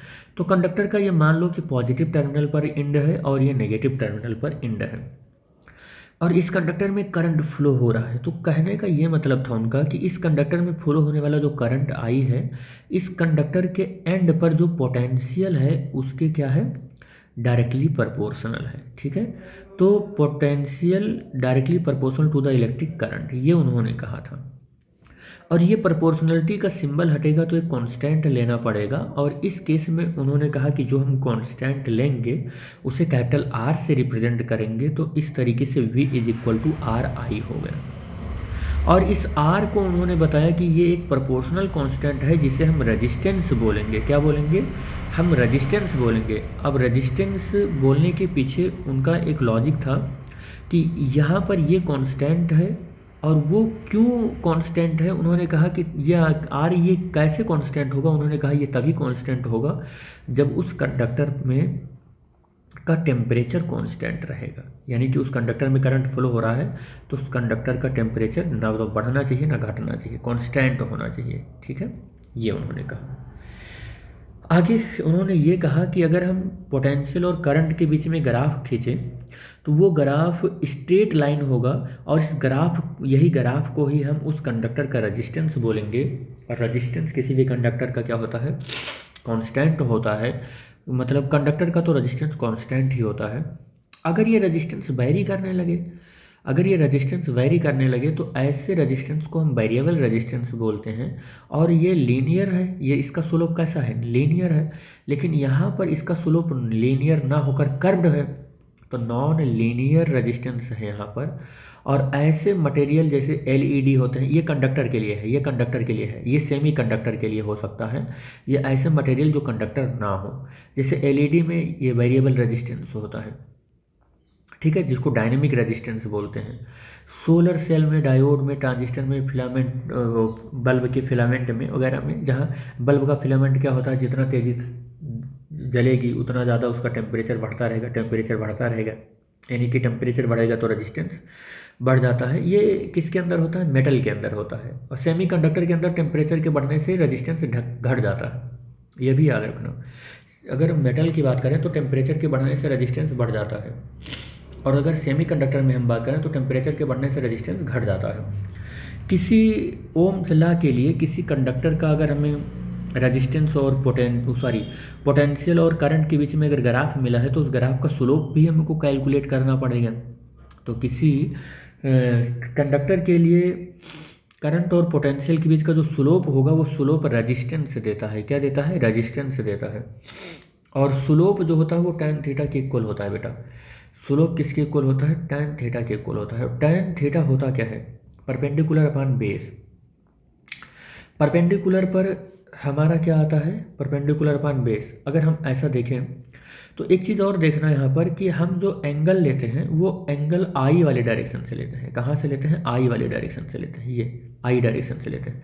और याद रखना, अगर हम ऐसे कुछ ड्रॉ करें तो हम यहाँ पर आई ले लें और यहाँ पर अगर वी ले लें तो इसको हम बोलते हैं आई वी ग्राफ। क्या बोलते हैं इसको, आई वी ग्राफ। और इस वाले ग्राफ को क्या बोलते हैं, इस वाले ग्राफ को बोलते हैं वी आई ग्राफ। ठीक है, वी आई ग्राफ। याद रखना कि वी आई ग्राफ से हमको कंडक्टेंस मिलता है। क्या मिलता है, कंडक्टेंस मिलता है। और आई वी ग्राफ से हमको रेजिस्टेंस मिलता है। क्या मिलता है, रेजिस्टेंस मिलता है। ठीक है, तो वी, यहाँ देखो आई वी ग्राफ से ये वाला एंगल लेंगे और इस वाले एंगल को लेंगे तो हमको क्या मिलेगा, परपेंडिकुलर, यानी चेंज इन पोटेंशियल। तो ये परपेंडिकुलर अपॉन बेस होता है, तो परपेंडिकुलर की जगह पर चेंज इन पोटेंशियल मिलेगा और बेस पर क्या मिलेगा, चेंज इन करंट मिलेगा। तो ये रेजिस्टेंस हो जाता है। क्या हो जाता है, ये रेजिस्टेंस होता है। इसी को रेजिस्टेंस बोलते हैं। देखो R is equal to V upon I होता है, तो देखो वी अपॉन आई रेजिस्टेंस देगा कि नहीं देगा, ये रेजिस्टेंस ही देगा। ठीक है, जिसमें रेजिस्टेंस कांस्टेंट होता है उसे हम ओमिक सर्किट बोलते हैं, और जिसमें रेजिस्टेंस डायनामिक होता है, बदलता रहता है, कर्व्ड होता है, लीनियर नहीं होता है, वेरिएबल होता है, उसे हम नॉन ओमिक सर्किट बोलते हैं। ठीक है, कह रहा है Ohm's law is not fundamental law. Ohm's law fundamental law नहीं है, यह it is the only an empirical law है। ये किसी स्पेसिफिक काइंड ऑफ मटेरियल के ऊपर ओबे होता है, किसी स्पेसिफिक अंडर द कंडीशन में, ठीक है, कि जैसे टेम्परेचर कांस्टेंट होना चाहिए। कह रहा है कि that approximately good for the many substance particularly metal. कह रहा है कि बहुत सारे सब्सटेंस के ऊपर ये बहुत बढ़िया होल्ड होता है, और ज़्यादातर अगर हम बात करें तो केवल कंडक्टर ले सकते हैं। नेक्स्ट हम जानने की कोशिश करते हैं इलेक्ट्रिकल रेजिस्टेंस। क्या होता है इलेक्ट्रिकल रेजिस्टेंस? तो obstruction is offered by the charge, positive charge in ion और आयन। कह रहा है कि जब किसी मेटल के अंदर इलेक्ट्रॉन चलता है तो एक इलेक्ट्रॉन क्या होता है, पॉजिटिव आयन से टकराता रहता है, या इलेक्ट्रॉन से टकराता रहता है, या किसी भी मटेरियल से टकराता रहता है। तो हर टक्कर में अपनी कुछ एनर्जी का ये लॉस करता रहता है, ठीक है। तो कह रहा है कि ये जो इलेक्ट्रॉन जा रहा है ये आयन्स से या पॉजिटिव चार्ज से जब टकराता है, ये आयन्स या पॉजिटिव चार्ज से टकराता है, तो टकराने में इसके रास्ते में जो ऑब्स्ट्रक्शन ऑफर्ड हो रहा है, जिसकी वजह से कुछ एनर्जी का लॉस कर रहा है, इसी को हम रेजिस्टेंस कहते हैं। यानी कि obstruction offered by the positive charge और आयन, तो इसी को हम रेजिस्टेंस बोलते हैं, और कैपिटल आर से रिप्रेजेंट कर रहे हैं। R is equal to V upon I होता है। आर इज इक्वल टू क्या होता है, वी अपॉन आई होता है। और अगर इसकी यूनिट की बात करें तो वोल्ट अपॉन एम्पियर लिख सकते हैं, और वोल्ट अपॉन एम्पियर को हम ओम कहते हैं, और ओम का सिंबल ये कुछ इस तरीके से बनता है। और यहाँ पर एसआई यूनिट जो है इसकी वो ओम मानी जाती है, ठीक है। 1 ohm equal to 1 volt upon ampere, या 1 ओम इक्वल टू, इस तरीके से आप लिख सकते हैं। ओम की डेफिनेशन कैसे दोगे आप? तो अगर ओम की डेफिनेशन आपको देनी है तो आप कैसे कह सकते हो कि कोई एक कंडक्टर है, उस कंडक्टर में 1 एम्पियर की करंट फ्लो हो रही है, 1 एम्पियर की करंट फ्लो हो रही है, और अगर 1 एम्पियर की करंट फ्लो होने के लिए उस कंडक्टर के एंड पर 1 वोल्ट का पोटेंशियल डिफरेंस है, तो उस वायर का जो रेजिस्टेंस होगा वो 1 ओम होगा। यही इसकी डेफिनेशन है। क्या डेफिनेशन है कि किसी कंडक्टर के एंड पर 1 वोल्ट के पोटेंशियल होने पर उसमें 1 एम्पियर का करंट फ्लो हो, तो उस कंडक्टर का रेजिस्टेंस 1 ओम हो जाएगा। This is the definition of 1 ओम। अब अगर किसी कंडक्टर में रेजिस्टेंस है, तो उस कंडक्टर का कंडक्टेंस भी होगा। इसका मतलब कंडक्टेंस रेजिस्टेंस का उल्टा होता है, या आप ऐसे कह सकते हैं कि रेजिस्टेंस कंडक्टेंस का उल्टा होता है, आप ऐसे भी कह सकते हैं। वही बात हमने यहाँ पर लिख रखी है कि reciprocal of the resistance is known as conductance. Conductance किसी रेजिस्टेंस का रेसिप्रोकल होता है, आप ऐसा कह सकते हैं। कंडक्टेंस को कैपिटल जी से रिप्रेजेंट करते हैं, और ये जी 1/r के बराबर होता है। और r किसके बराबर होता है, v/r किसके बराबर होता है, r होता है v/i के बराबर। और ये क्या है, 1/r है, तो 1/r की वैल्यू क्या हो जाएगी, i/v के बराबर हो जाएगी। तो कंडक्टेंस की ये वैल्यू हो जाएगा। Conductance G is equal to I/V, या यहाँ पर आपको पता ही चल गया कि कंडक्टेंस I करंट के डायरेक्टली प्रोपोर्शनल होता है। डायरेक्टली क्या होता है, प्रोपोर्शनल होता है, ठीक है। और पोटेंशियल भी करंट के डायरेक्टली प्रोपोर्शनल हो रहा था, और कंडक्टेंस वोल्टेज के इन्वर्सली प्रोपोर्शनल होता है। ये 2 वैल्यू आपको मिली, ठीक है, ये 2 वैल्यू आपको मिल गई, ठीक। तो कह रहा है कि अगर आपसे पूछें कि कंडक्टेंस और रेजिस्टेंस में क्या डिफरेंस है, तो कि क्या रिलेशन है, तो कंडक्टेंस रेजिस्टेंस का 1/r टाइम्स है। तो आप ऐसे r है, तो यहाँ आप ऐसे कह सकते हो कि r क्या देता है, किसी vi ग्राफ का क्या देता है, स्लोप देता है, ठीक है। तो किसी कोई अगर स्लोप दे रहा है, ये इसका स्लोप दे रहा है, तो हम ऐसा कह सकते हैं कि फिर वो हमारा जो फॉर्मूला बनेगा कंडक्टेंस का, वो ΔI/ΔV बन जाएगा, ये कंडक्टेंस हो जाएगा, ठीक है। कंडक्टेंस की यूनिट की बात करें तो वो रेजिस्टेंस का उल्टा होता है, तो रेजिस्टेंस की यूनिट ओम होती है, तो कंडक्टेंस क्या होता है, 1/r होता है, तो ओम की पावर -1 हो जाएगा। ये कंडक्टेंस की यूनिट है, ठीक है। तो ये इसकी क्या है, यूनिट है। और ओम की पावर -1 को हम क्या बोलते हैं, साइमन बोलते हैं। क्या बोलते हैं, साइमन बोलते हैं, या ओम की पावर -1 भी लिख सकते हैं। रेजिस्टेंस को किसी कंडक्टर के रेजिस्टेंस को इफेक्ट करने वाले कौन कौन से कंपोनेंट हो सकते हैं, तो इसके 4 कंपोनेंट हैं। एक तो मटेरियल ऑफ कंडक्टर, कंडक्टर का मटेरियल बड़ा इंपॉर्टेंट है रेजिस्टेंस को अफेक्ट करने के लिए, ठीक है। पहला पॉइंट कि different material have different concentration of the free electron. Free electron अगर मटेरियल की बात करें तो डिफरेंट मटेरियल के पास डिफरेंट कॉन्सेंट्रेशन होता है। जैसे कॉपर की बात करें तो उसमें डिफरेंट नंबर ऑफ इलेक्ट्रॉन होंगे, एल्यूमिनियम की बात करें तो डिफरेंट होगा, और आयरन की बात करें तो डिफरेंट होगा। तो डिफरेंट नंबर ऑफ इलेक्ट्रॉन के होने से डिफरेंट कॉन्सेंट्रेशन ऑफ इलेक्ट्रॉन हो जाते हैं। कह रहा है कि अगर लार्ज कॉन्सेंट्रेशन ऑफ इलेक्ट्रॉन अगर रहेगा तो उसका रेजिस्टेंस कम रहेगा। क्या रहेगा? कह रहा है large concentration of free electron रहेंगे तो रेजिस्टेंस कम रहेगा, तो गुड कंडक्टर कहलाएगा इलेक्ट्रिसिटी का। और कह रहा है कि less concentration of free electron रहेगा तो रेजिस्टेंस ज़्यादा रहेगा, तो हम ऐसे मटेरियल को इंसुलेटर बोलेंगे। कह रहा है कि लेंथ के ऊपर किस तरीके से डिपेंड करता है, लेंथ के ऊपर रेजिस्टेंस। तो कह रहा है लेंथ जितना ज़्यादा रहेगा उसका रेजिस्टेंस भी उतना ज़्यादा ही रहेगा। क्यों ऐसा कह रहा है? ऐसा इसलिए होता है क्योंकि number of collision of free electron के बीच में कॉलिजन बढ़ जाता है। दैट्स वाई पॉजिटिव आयन के बीच में उनका कॉलिजन बढ़ने से उनका रेजिस्टेंस बढ़ जाता है, और रेजिस्टेंस बढ़ने से उनका लेंथ बढ़ने से उनका रेजिस्टेंस बढ़ जाएगा, ठीक है। कह रहा है थिकनेस के ऊपर भी डिपेंड करता है रेजिस्टेंस। अगर थिक रहेगा वायर तो रेजिस्टेंस कम रहेगा, और अगर थिन रहेगा वायर तो रेजिस्टेंस ज़्यादा रहेगा। तो थिकनेस आप ज़्यादा कर दो, यानी कि ए की वैल्यू को ज़्यादा कर दो। ए की वैल्यू को ज़्यादा कर दोगे तो आर की वैल्यू अपने आप कम हो जाएगी, और ए की वैल्यू को आप कम कर दोगे तो आर की वैल्यू अपने आप ज़्यादा हो जाएगी। यानी पतला वायर ज़्यादा रेजिस्टेंस, मोटा वायर कम रेजिस्टेंस, ठीक है। ये आप कह सकते हो। फोर्थ क्या हो जाएगा? फोर्थ होगा कि टेम्परेचर के ऊपर डिपेंड करता है। किस तरीके से डिपेंड करता है? कह रहा है कि अगर टेम्परेचर इंक्रीज करते हैं तो उस कंडक्टर का रेजिस्टेंस भी इंक्रीज हो जाता है। क्यों इंक्रीज हो जाता है? उसके पीछे लॉजिक दे रहा है, क्योंकि फ्री इलेक्ट्रॉन का मोशन जो है बहुत ज़्यादा रैंडम हो जाता है, यानी कि random motion of electron increase हो जाता है।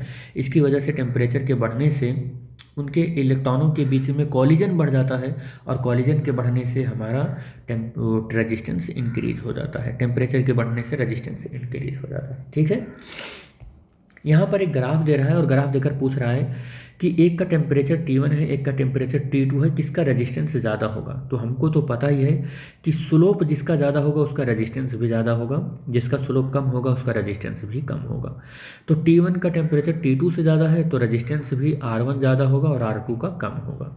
जिसका स्लोप ज़्यादा उसका रेजिस्टेंस भी ज़्यादा होता है, ठीक है। रेजिस्टिविटी क्या होती है? रेजिस्टेंस जैसे है तो उसका उल्टा कंडक्टेंस है। ऐसे रेजिस्टेंस से मिलता जुलता एक वर्ड होता है रेजिस्टिविटी, जिसको हम स्पेसिफिक रेजिस्टेंस बोलते हैं। वो क्या होता है? ये किसी मटेरियल की कैरेक्टरिस्टिक प्रॉपर्टी होती है, उस मटेरियल के बनते वक्त ही बाय नेचर ये उसमें इनबिल्ट होती है। यानी कि हर एक मटेरियल का जब नेचर में वो बनता है तो उसका अपना कुछ रेजिस्टेंस होता है, जिसे हम रेजिस्टिविटी बोलते हैं।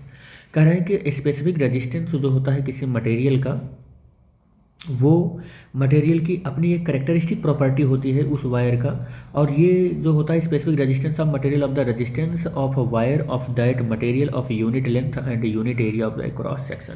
ये डिफाइंड करना चाह रहा है, क्या डिफाइंड करना चाह रहा है कि स्पेसिफिक रेजिस्टेंस जो है किसी मटेरियल के लिए रेजिस्टेंस, एरिया और लेंथ, इन तीनों का रिलेशन होता है, और इन तीनों के ऊपर उसकी डिपेंडेंसी होती है, ठीक है। Depend on the physical condition such as the temperature और प्रेशर, ठीक है। कह रहा है कि स्पेसिफिक रेजिस्टेंस को तो इस रो से रिप्रेजेंट करते हैं, ये रो है, इस सिंबल को रो बोलते हैं। तो कह रहा है टेम्परेचर के बढ़ाने से रेजिस्टेंस क्या हो जाता है? बढ़ जाता है मेटल के लिए। और इंसुलेटर के लिए क्या होता है? इंसुलेटर के लिए टेम्परेचर आप बढ़ाओगे तो रेजिस्टेंस कम होगा। इंसुलेटर के लिए मेटल की रेजिस्टिविटी की अगर हम बात करें तो वो कहता है कि 10⁻⁸ ओम मीटर, इसका यूनिट जो है रेजिस्टिविटी का ओम मीटर है, ठीक है। क्या है? ओम मीटर। तो कह रहा है मेटल के लिए इसकी वैल्यू 10⁻⁸ ओम मीटर से 10⁻⁻6 ओम मीटर होता है। सेमीकंडक्टर के लिए 10⁻5 से 10⁻2 ओम मीटर होता है। और इंसुलेटर मटेरियल के लिए क्या होता है? 10⁻13 ओम से 10⁻16 ओम तक होता है। आप ये बोल सकते हो कि इंसुलेटर के लिए ये वैल्यू बहुत हाई होती है, कंडक्टर के लिए ये वैल्यू बहुत कम होती है। इसी वजह से इलेक्ट्रॉन मूव भी कर सकते हैं इंसुलेटर के अंदर, ठीक है। जैसे आपने स्पेसिफिक रेजिस्टेंस पढ़ा उसी तरीके से आप स्पेसिफिक कंडक्टेंस भी पढ़ेंगे। जैसे रेजिस्टेंस पढ़ा तो कंडक्टेंस पढ़े आप, अब स्पेसिफिक रेजिस्टेंस पढ़े तो स्पेसिफिक कंडक्टेंस भी पढ़ लीजिए क्या होता है। कह रहा है कि ये रेजिस्टिविटी का रेसिप्रोकल होता है। कंडक्टेंस क्या था, रेजिस्टेंस का रेसिप्रोकल था, वैसे स्पेसिफिक कंडक्टेंस क्या है, वो रेजिस्टिविटी का रेसिप्रोकल होगा।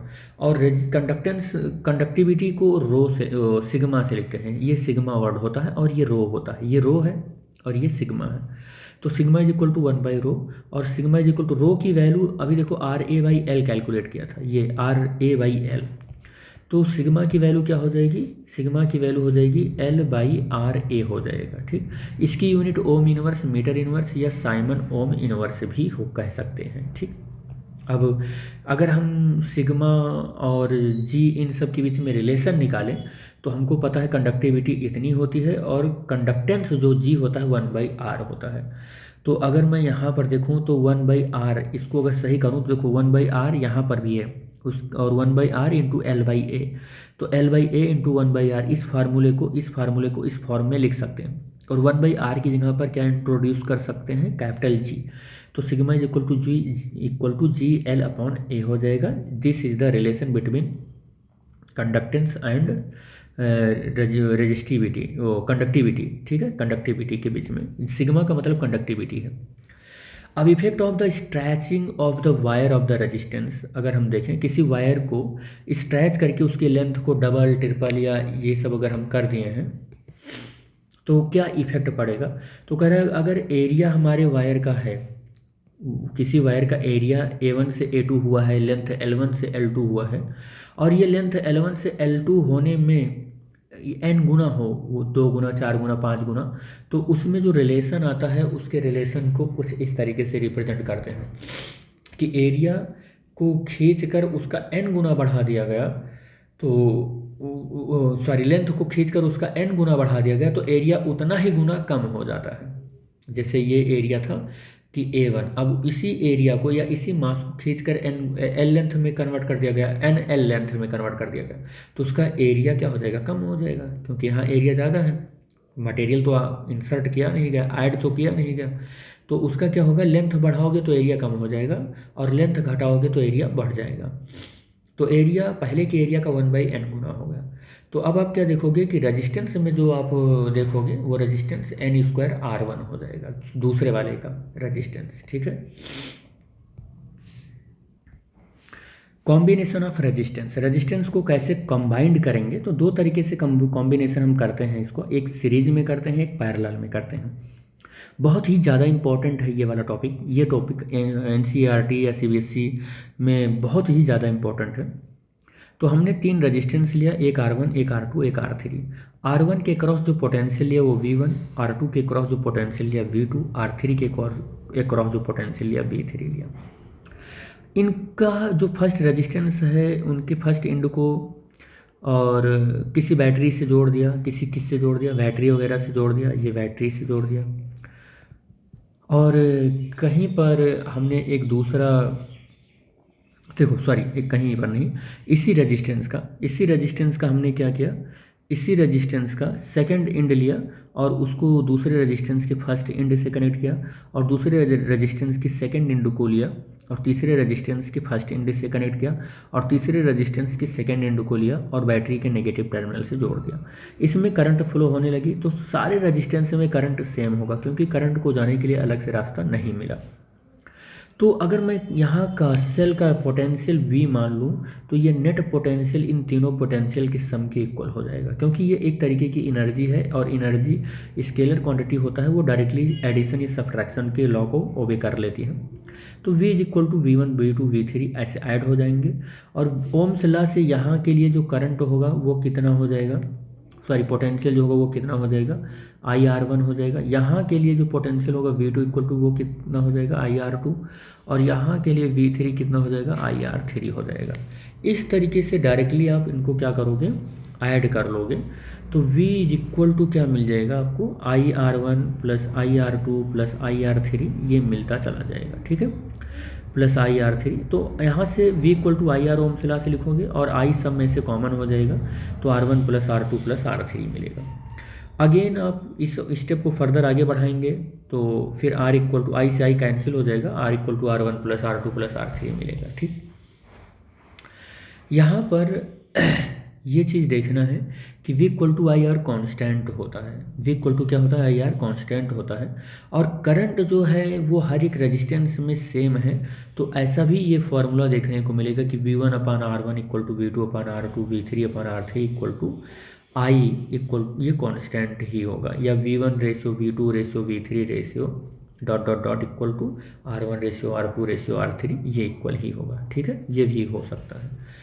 इसी तरीके से रेजिस्टेंस को अगर मैं पैरेलल में कनेक्ट करूं तो पैरेलल में कनेक्ट करने का मतलब हर एक रेजिस्टेंस का, ये जो रेजिस्टेंस है इस रेजिस्टेंस का क्या करो आप कि एक एंड पकड़कर एक कॉमन पॉइंट से कनेक्ट कर दो और दूसरा एंड पकड़कर एक कॉमन पॉइंट से कनेक्ट कर दो, और इस कॉमन पॉइंट का कनेक्शन बैटरी के किसी एक टर्मिनल से कर दो और इस कॉमन पॉइंट का कनेक्शन बैटरी के एक किसी टर्मिनल से कर दो। अब हमारा जो करंट ड्रॉ होगा, मान लो ये करंट यहाँ पर आई है, तो यहाँ जंक्शन पर पहुँचते ही इसको तीन रास्ते मिलेंगे, एक रास्ता ये मिलेगा, एक रास्ता ये मिलेगा और एक रास्ता ये मिलेगा।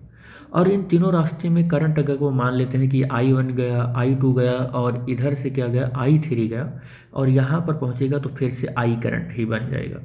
यानी कि पैरेलल में आपने क्या देखा कि करंट की वैल्यू जो होती है वो डिफरेंट होती है, और सीरीज में आपने क्या देखा कि करंट की वैल्यू क्या होती है, सेम होती है, ये सेम होती है करंट की वैल्यू ये।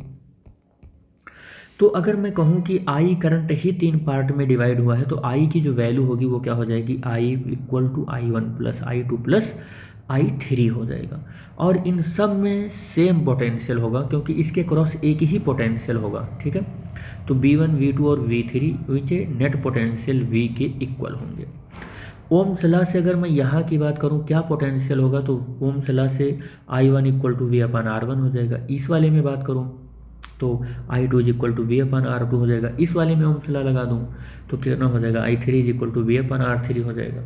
और इसके लिए लगा दूँ तो I is equal to V by R हो जाएगा, V बाई R हो जाएगा, और V by R is equal to क्या हो जाएगा, देखो यहाँ पर I equal to V by R हो जाएगा, और I1 की जगह पर हो जाएगा V अपान R1, V अपान R1, I2 की जगह पर V अपान R2, I3 की जगह पर V अपान R3 हो जाएगा, और V सब में से कॉमन कर लेंगे तो हो जाएगा 1 अपान R1 प्लस 1 अपान R2 प्लस 1 अपान R3 हो जाएगा। ठीक है, कुछ इस तरीके से हो जाएगा। तो ये पैरेलल का कॉम्बिनेशन हो गया और ये सीरीज का कॉम्बिनेशन हो गया। किसका हो गया, सीरीज का कॉम्बिनेशन हो गया। ठीक है, अब अगर हम कहें कि अच्छा ये व्हीटस्टोन ब्रिज, ये सब आपके सिलेबस में नहीं है, ये थोड़ा सा एडवांस लेवल हो जाएगा तो मैं इसको नहीं करा रहा हूँ आपको। ठीक है, ये नेक्स्ट टॉपिक है, इसमें heating effect of electric current बहुत ही ज़्यादा इंपॉर्टेंट है। इसमें सबसे ज़्यादा इंपॉर्टेंट ये है कि पूछा जाता है कि write the Joule's heating effect, formula of Joule's heating effect, बहुत पूछता है ये फार्मूला। इसी फार्मूले को ही नज़र में रखकर हम इस टॉपिक को करवा रहे हैं, बहुत पूछता है, इसको याद ही करके जाना एग्जाम में आप। ठीक है, तो इसका मतलब क्या होता है, कह रहा है कि when the electric current passes through the register, कह रहा है कि किसी रजिस्टर से जब कोई इलेक्ट्रिक करंट पास होता है तो वो रजिस्टर या वायर क्या हो जाता है, हीट हो जाता है, उस एनर्जी को, इलेक्ट्रिकल एनर्जी को वर्क में बदलकर वो क्या हो जाता है, हीट हो जाता है। इसे heating effect of electric current कहते हैं, इसी को बोलते हैं। ठीक है, करंट की वजह से हीट हुआ ना वायर, तो कह रहा है कि when the current electric current passing through the register it becomes hot because, क्यों हो रहा है ये काम, क्योंकि इलेक्ट्रिक एनर्जी स्पेंट हो रही है या इलेक्ट्रिक एनर्जी वर्क डन में कन्वर्ट हो रही है। जब वहाँ पर चार्ज मूव कर रहा है तो वो चार्ज कन्वर्ट कर रहा है हीटिंग इफेक्ट को या हीटिंग एनर्जी में, या चार्ज कह रहे हैं कि हीटिंग एनर्जी में कन्वर्ट हो जा रहे हैं। इसको जूल ने देखा और इसे जूल्स लॉ से भी हम जानते हैं। तो Joule's gave a law on heating effect of the electric current, कह रहा है कि इलेक्ट्रिक करंट का जो ये हीटिंग इफेक्ट है इसको सबसे पहले जूल ने देखा और लॉ दिया एक, उसे हम जूल्स लॉ बोलते हैं। क्या बोलते हैं उसको, जूल्स लॉ बोलते हैं। और उन्होंने क्या दिया कि व्हिच स्टेट दैट, उन्होंने क्या कहा, स्टेट दैट, उन्होंने कहा कि हीटिंग जो प्रोड्यूस हो रही है किसी रजिस्टर में वो डायरेक्टली प्रोपोर्शनल होगा तीन चीज़ों के डायरेक्टली प्रोपोर्शनल होगा। किन किन चीज़ों के, पहला तो वो हीटिंग इफेक्ट में जो हीट प्रोड्यूस हो रही है वो square of the electric current के डायरेक्टली प्रोपोर्शनल होगा ये। दूसरा उन्होंने कहा कि जो हीट प्रोड्यूस हो रही है उस वायर के रेजिस्टेंस के डायरेक्टली प्रोपोर्शनल होगा। तीसरा उन्होंने ये कहा कि जो इलेक्ट्रिक करंट फ्लो हो रही है वायर के अंदर, उसमें जो हीट प्रोड्यूस हो रही है वो हीट उसमें कितनी देर तक फ्लो होता है, यानी कि टाइम के डायरेक्टली प्रोपोर्शनल होगा। इन तीनों लॉ को आप मिला दो तो आपको क्या मिलेगा, H proportional to H equal to I square R2 मिलेगा। ठीक है, और I equal to V upon R भी रख सकते हो यहाँ से, और फिर आपको क्या मिलेगा, H is equal to V square by R into T, और H equal to V I T, ये फार्मूला मिलेगा। तो मेन फार्मूले के तौर पर ये याद रखिएगा बस आप, H is equal to I square R T, ये है जूल्स लॉ, या कह सकते हैं कि Joule's heating effect of electric current, या जूल्स लॉ भी याद रख सकते हैं आप, ऐसे याद कर सकते हैं। इसके एप्लीकेशन क्या क्या है, एप्लीकेशन पर भी डिस्कशन कर सकते हैं कि जूल्स लॉ में या heating effect of electric current में क्या क्या एप्लीकेशन हो सकते हैं। तो घरों में तो हमारे बहुत सारे इलेक्ट्रिकल अप्लाइंसेस हैं, इलेक्ट्रिक आयरन ही हमारा फर्स्ट है, वाटर हीटर है, या इलेक्ट्रिक हीटर है, या इलेक्ट्रिक बल्ब है, या हमें इलेक्ट्रिक फ्यूज है। ये सब हीटिंग इफेक्ट पर ही तो काम करते हैं, जितना ज़्यादा हीट आती है उतना ज़्यादा वहाँ पर हीटिंग इफेक्ट प्रोड्यूस होती है। ठीक है, आपने देखा होगा कि अब तो पानी गर्म, ठंडी में पानी गर्म करके नहाते हैं लोग, तो एक रॉड आती है लगा देते हैं, तो इलेक्ट्रिक करंट आती है, हीटिंग इफेक्ट में कन्वर्ट हो जाता है वो इलेक्ट्रिक करंट, और हीट हो जाता है पानी। इलेक्ट्रिक पावर क्या होता है, तो इलेक्ट्रिक पावर भी बहुत पूछता है CBSE, बहुत इंपॉर्टेंट है। तो इलेक्ट्रिक पावर क्या है, वो इलेक्ट्रिकल एनर्जी या electrical work done per unit time is known as क्या होता है, इलेक्ट्रिक पावर होता है। जैसे हम कहें कि कोई एक बल्ब है या कोई इलेक्ट्रिकल अप्लाइंस है, उसमें इलेक्ट्रिक एनर्जी आपने सप्लाई किया, उसने कुछ वर्क कर दिया उस इलेक्ट्रिक एनर्जी से W, लेकिन उस इलेक्ट्रिक एनर्जी को जो आपने सप्लाई किया है पर टाइम कितना सप्लाई किया है, इसके मेजरमेंट को हम क्या बोलेंगे, इलेक्ट्रिक पावर बोलेंगे। या हम ऐसे कह सकते हैं कि पर सेकंड ली गई एनर्जी वो हम इलेक्ट्रिक पावर कहते हैं, किसी इलेक्ट्रिकल अप्लायंस का क्या बोलते हैं, पावर कहते हैं। यानी पावर इक्वल टू W/T होता है, power is equal to W/T होता है। ठीक है, और फिर क्या होगा, P is equal to W/T हो जाएगा, W is equal to PT हो जाएगा, और W is equal to VIT हो जाएगा। ठीक है, क्यों होगा W इक्वल टू PT, देखो क्रॉस मल्टीप्लाई कर लेंगे ना तो PT हो ही जाएगा W इक्वल टू, और P की जो वैल्यू होती है वो P की वैल्यू आपको पता ही है कि VI होता है। P की वैल्यू क्या होता है, VI होता है, वोल्टेज इंटू करंट भी होता है। और यहाँ से V की वैल्यू क्या लिखेंगे हम, IR लिख देंगे, ओम्स लॉ से V की वैल्यू IR लिख देंगे, तो IR into IT I square RT हो जाएगा, W इज इक्वल टू। ठीक है, तो ये सारे फॉर्मूले आपको याद रखने होंगे। यहाँ देखो W is equal to PT into W is equal to PT into VIT, ये फार्मूला हमने लिख दिया है, एक ही जगह पर कलेक्ट करके लिख दिया है। यहाँ पावर का फार्मूला हमने कलेक्ट करके लिख दिया है, ये पावर का फार्मूला हो जाएगा। ठीक है, ये और पावर का यूनिट जूल अपॉन सेकंड या वाट होता है। एक जूल को आपको डिफाइंड करना हो तो कैसे डिफाइंड करोगे कि 1 joule is the amount of electrical energy that consume when an appliance of the power 1 what is used for the 1 second. कह रहा है कि इलेक्ट्रिकल अप्लायंस की 1 जूल की एनर्जी तब होगी जब 1 सेकेंड में 1 वाट का पावर वो कंज्यूम करने लगेगा। और इसका बहुत इंपॉर्टेंट रिलेशन ये है कि 1 किलोवाट एनर्जी की जो यूनिट है 1 किलोवाट आवर, वो किसके इक्विवेलेंस होता है, तो 3.6 इंटू 10⁻⁶ जूल के बराबर होता है। ठीक है, देखो इलेक्ट्रिकल पावर का फॉर्मूला होता है थोड़ा सा डिफरेंट केस है, electrical cases for the electrical power. ठीक है, जैसे ये सीरीज में जुड़ा हुआ है, तो सीरीज में जुड़ा हुआ है तो करंट क्या होगा, सेम होगा। तो इलेक्ट्रिकल पावर का रेशियो आप निकाल सकते हैं P1/P2 इक्वल टू R1/R2, इस सीरीज में होगा। अगर पैरेलल में जुड़ा हुआ है तो R1 और R2 ऐसे है, तो यहाँ वोल्टेज सेम है, तो वोल्टेज सेम है, तो इस तरीके से P1/P2 R2/R1, ये आपका रेशियो हो जाएगा पैरेलल के अंदर। ठीक है, बाकी अगर दो हमारे पास ऐसे कोई इलेक्ट्रिकल अप्लायंस सीरीज में जुड़े हुए हैं तो उनका नेट पावर का फार्मूला हो जाएगा, सीरीज में जुड़े हुए हैं तो P1/P इज इक्वल टू कितना हो जाएगा, 1/P1 प्लस 1/P2 हो जाएगा। और रेजिस्टेंस का फार्मूला ये होगा, पावर का फार्मूला ये हो जाएगा। और अगर दो इलेक्ट्रिकल अप्लायंस पैरेलल में जुड़े हुए हैं तो रेजिस्टेंस का फार्मूला 1/R1 प्लस 1/R2 हो जाएगा, और पावर का formula P equal to P1 plus P2 हो जाएगा। तो ये था इलेक्ट्रिकल पावर। तो बेटे बस इस वीडियो में हम लोग यहीं तक, आपकी जो चैप्टर नंबर 3 था जो इलेक्ट्रिसिटी थी उसको भी हमने आपके इस प्यारे से चैनल पर करा दिया है। जो कि हमने एक ही शॉट में कवर करने की कोशिश की, जो 2 घंटे का अब ये लेक्चर हो जाएगा लगभग अप्रॉक्सीमेटली 1 घंटा 58 मिनट तो हो ही गया है। तो मैं उम्मीद करता हूँ कि आपको समझ में भी आया होगा। अगर कोई चीज़ नहीं समझ में आया, फास्ट एक्सप्लेन हो गया या स्लो हो गया है या अभी भी डाउट रह गया है, तो आप हमको कमेंट बॉक्स में बता सकते हैं। उस पर्टिकुलर टॉपिक के लिए हम इंडिविजुअल वीडियो लेक्चर आपको प्रोवाइड करा सकते हैं। तो मैं उम्मीद करता हूँ कि आपके लिए एग्ज़ाम के दृष्टि से, एग्ज़ाम के पॉइंट ऑफ व्यू से बहुत ही इम्पोर्टेंट ये लेक्चर साबित होगा। आप अगर पॉइंट टू पॉइंट देखते हैं और नोट्स अपना बनाते हैं और नोट्स में A to Z पॉइंट को का डिस्कशन आप लिखते हैं, तो उसी पॉइंट को मैंने बहुत फोकस करके मतलब एक्सप्लेन किया है, जिस पॉइंट को CBSE बार बार पूछता है। और हमने यही नहीं, थोड़ा सा एडवांस कराने की भी कोशिश की है कि अगर बाय डिफ़ॉल्ट कोई क्वेश्चन अगर घुमा के आ जाता है तो उसका भी आप आंसर दे लें। तो हम लोग मिलेंगे नेक्स्ट वीडियो में, और तब हमारा जो चैप्टर रहेगा उस चैप्टर का नाम है magnetic effect of electric current. तो हम लोग तब तक के लिए thanks for watching the video. Thank you. जय हिंद बेटा। फिर मिलेंगे नेक्स्ट वीडियो में।